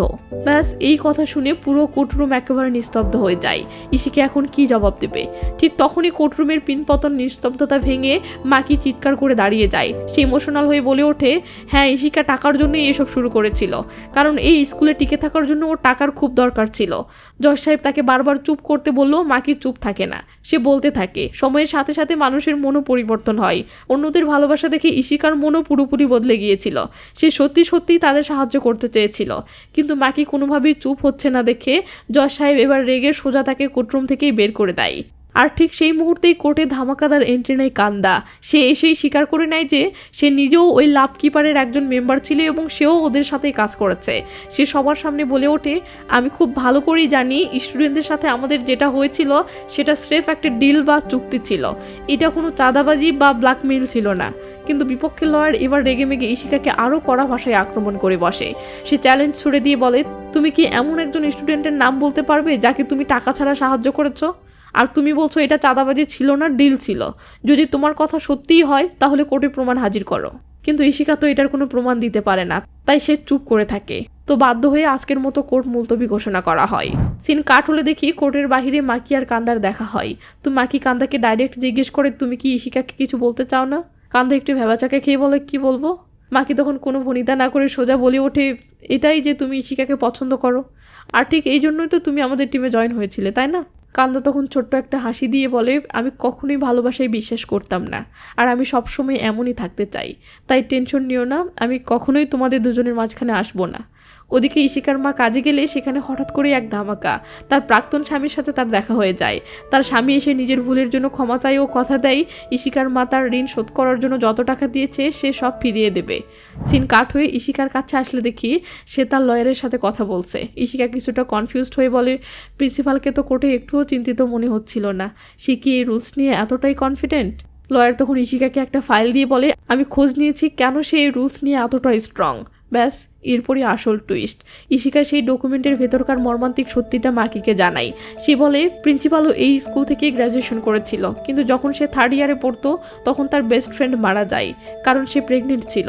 কিন্তু ভয়ে তার প্যারেন্টসকে কিছু বলতে পারেনি, তাই গোপনে ডেলিভারি করার চেষ্টা করেছিল, আর সেই কারণেই বেচারি মারা যায়। এবার ইশিকা বুঝতে পারে প্রিন্সিপাল সারা জীবন এই গিল্ট আর আফসোস নিয়েই বেঁচে আছেন, কারণ তিনি সেদিন তার বেস্ট ফ্রেন্ডকে বাধা দেননি। তো এরপর চলে আসে সেই কাঙ্ক্ষিত ফাইনাল ট্রায়ালের দিন। আমরা দেখি ইশিকা একদম বুক চিতিয়ে কাঠগড়ে দাঁড়িয়ে প্রিন্সিপালকে সরাসরি জিজ্ঞেস করছে, আচ্ছা প্রিন্সিপাল ম্যাম, গত 3 দিন ধরে যা যা ট্রায়াল দেখলেন, এরপরেও কি আপনার একবারও মনে হচ্ছে না যে এই নো রোমান্স রুলস নিয়ে আপনার নতুন করে ভাবা উচিত? ম্যাম তো ছাড়ার পাত্র নয়, তিনি একদম শক্ত গলায় সাফ জানিয়ে দেন, না, আমি এখনও মনের প্রাণে বিশ্বাস করি স্টুডেন্টদের মঙ্গলের জন্যই এই রুলসটা থাকা প্রয়োজন। নইলে দেখা যাবে স্টুডেন্টরা অকারণে সাফার করছে, তাদের লাইফে এমন সব প্রবলেম আসবে যার দায়ভার পরে কেউ নিতে চাইবে না।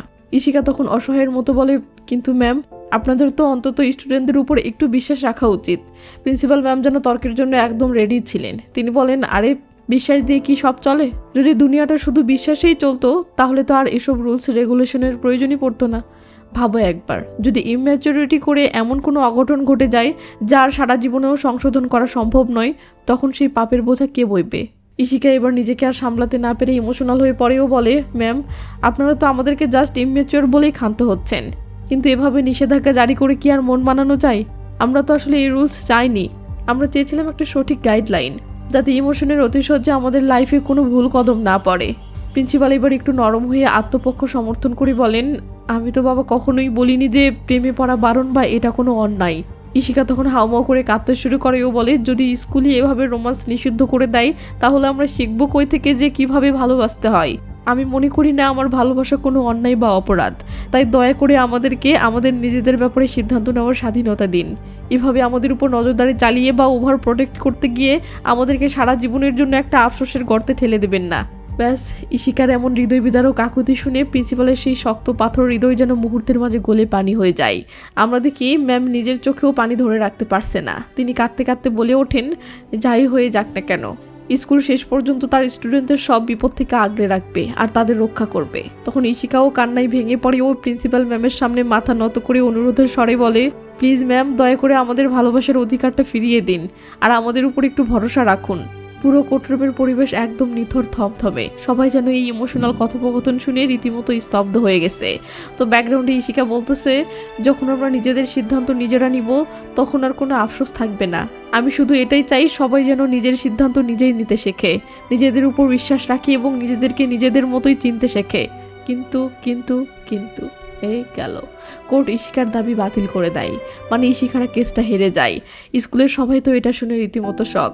সবাই মন থেকে চেয়েছিল ইশিকা যেন জিতে যায়, কিন্তু কপাল খারাপ হলে যা হয় আর কি, সেটা আর হলো না। সিন কাট হলে দেখি আমি মন খারাপ করে শিমুকে বলতেছে, আমি খুবই খারাপ একজন মানুষ, আমার জন্য আজ এসব হচ্ছে, আমি ইশিকা আর মাকির কাছে ক্ষমা চাইতে চাই। শিমু তখন সান্ত্বনা দিয়ে বলে, আগে নিজেকে ঘৃণা করা বন্ধ করো, এসব নিয়ে পরে ভাববে। ওদিকে ইশিকা তো নাছর বান্দা, সে বলে, আমি কেস লড়াই করেই যাব। বোর্ড মেম্বার অবাক হয়ে বলে, এটা কি একটু বেশি বাড়াবাড়ি হয়ে যাচ্ছে না? তোমাদের এক্সপালশনও ক্যান্সেল করা হয়েছে, যাদেরকে বহিষ্কার করা হয়েছিল তারাও চাইলে এখন স্কুলে ফিরে আসতে পারে। ইশিকা রেগেমেগে বলে, কিন্তু নো রোমান্স রুলস তো এখনো চালু আছে। প্রিন্সিপাল তখন রেগেমেগে বলে ওঠে, তুমি আমাদের নামে যত মামলাই করো না কেন কিচ্ছু চেঞ্জ হবে না, কারণ কোর্টও এটা বুঝতে পেরেছে যে এই রুলস স্টুডেন্টদের জন্য কতটা প্রয়োজন, তাই রুলস পরিবর্তন হবে না। ভালো না লাগলে সোজা স্কুল ছেড়ে চলে যাও। ঠিক তখনই সেখানে আয়ামি চলে আসে ও বড় একটা ধামাকা দেয়। সে বলে, আমি হারুতোর সাথে আমার রিলেশনের ব্যাপারটা সবার সামনে পাবলিক করে দেব যদি না আপনারা এই নো রোমান্স রুলসটা ব্যান করেন। লেও ঠেলা। তখন আমরা দেখি স্কুলের অসংখ্য স্টুডেন্ট প্রিন্সিপালের অফিসের দিকে এগিয়ে আসতেছে, যা দেখে তো টিচারদের রীতিমতো ভয় ঢুকে যায়।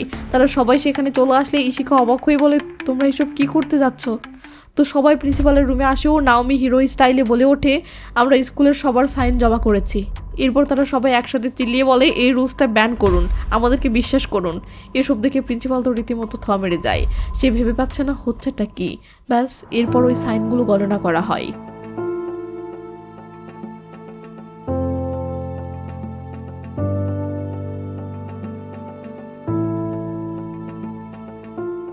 সিন বাহিরে আসলে দেখি ইশিকা আর প্রিন্সিপাল কথা বলতেছে। ইশিকা বলে, আপনার কি ইমার কথা মনে আছে?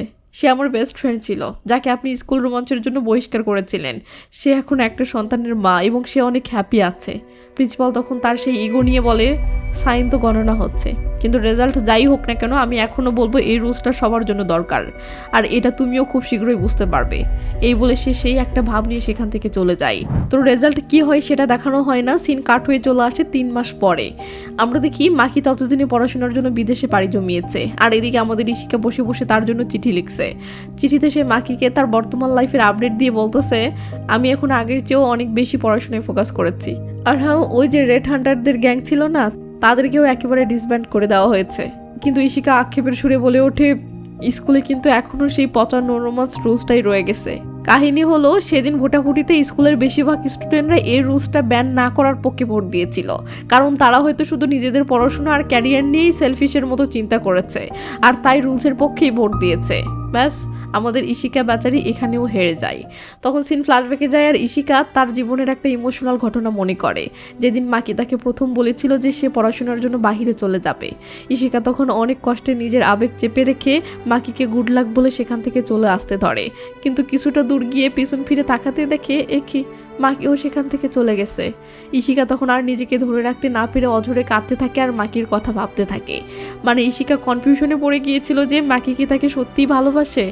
ঠিক তখনই ধামাকা, মাকি পেছন থেকে এসে তাকে শক্ত করে জড়িয়ে ধরে আর বলে, আমার জন্য তুমি অপেক্ষা করো। ইশিকা তখন কান্নাজড়িত কণ্ঠে অভিমান করে বলে ওঠে, করবো না অপেক্ষা। এরপর তারা দুজনেই চরম ইমোশনাল হয়ে একে অপরের কাছ থেকে বিদায় নেয়। সিন আবার বর্তমানে ফিরে আসলে আমরা দেখি ইশিকা মনে মনে ভাবে তার জীবনে এখন অনেক বড় একটা লক্ষ্য আছে, আর সেটা হলো এখন একটা স্কুল তৈরি করা, যেখানে গরিব ঘরের ছেলেমেয়েরা খুব সহজেই পড়াশোনা করতে পারবে। এরপর ইশিকা স্কুলের দিকে আসতে থাকে আর মনে মনে সেই লেভেলের একটা ভাব নিয়ে বলে, যদি সামনে কোনো রাস্তা না থাকে তাহলে নিজেদের মতো করে রাস্তা বানিয়ে নাও। মানে সে তার লড়াইটা কোনোভাবেই থামাবে না, চালিয়ে যাবে। এর মানে এটা দাঁড়ায় সে তার লড়াইটা কোনোভাবেই থামাবে না, চালিয়েই যাবে, বাট রাস্তাটা পাল্টাবে। তো এরপর সে যেই না স্কুলের ভিতরে ঢুকতে যাবে, ঠিক তখনই তার ফোনে টুং করে একটা মেসেজ আসে। মেসেজে লেখা আছে, হ্যালো, আমরা হলাম লাভ কিপার, আর তোমার ভালোবাসার সব খবর এখন আমাদের কড়া নজরদারিতে আছে। 5 মিলিয়ন টাকা রেডি করো, না হলে সোজা স্কুলে তোমার নামে রিপোর্ট করে দিব। লেজালা। হঠাৎ এমন মেসেজ দেখে ইশিকা তো রীতিমতো থমড়ে যায়। সে অবাক হয়ে চারদিকে পাগলের মতো খুঁজতে থাকে যে কে এই মেসেজটা করলো। ঠিক এই মাথা নষ্ট করা টুইস্টের মাধ্যমে এই ড্রামাটি এখানেই শেষ হয়ে যায়। দাঁড়ান, একটা কথা আছে, আমার ভিডিও আপনার সামনে গেলে তো দেখা মিস দেন না, কারণ আমার ভিডিও আপনার ভালো লাগে, কিন্তু আপনি যে আমার চ্যানেলটি সাবস্ক্রাইব করে রাখেননি, এর কারণে যে আমার সব ভিডিও আপনার সামনে যায় না, সেটা কি জানেন? তাই আমার ভিডিও যখন দেখতেই চান তাহলে একটু কষ্ট করে সাবস্ক্রাইব করে নিলেই তো পারেন। আর হ্যাঁ, যারা আমাকে ভালোবাসেন তারা ভিডিওতে এমনি লাইক দেন, তারপরেও মনে করে দিলাম আর কি। তো ভিডিওটি ভালো লেগে থাকলে লাইকটা দিয়ে দিন। তো ভালো থাকবেন, নিজের খেয়াল রাখবেন, টেক কেয়ার, বাই বাই।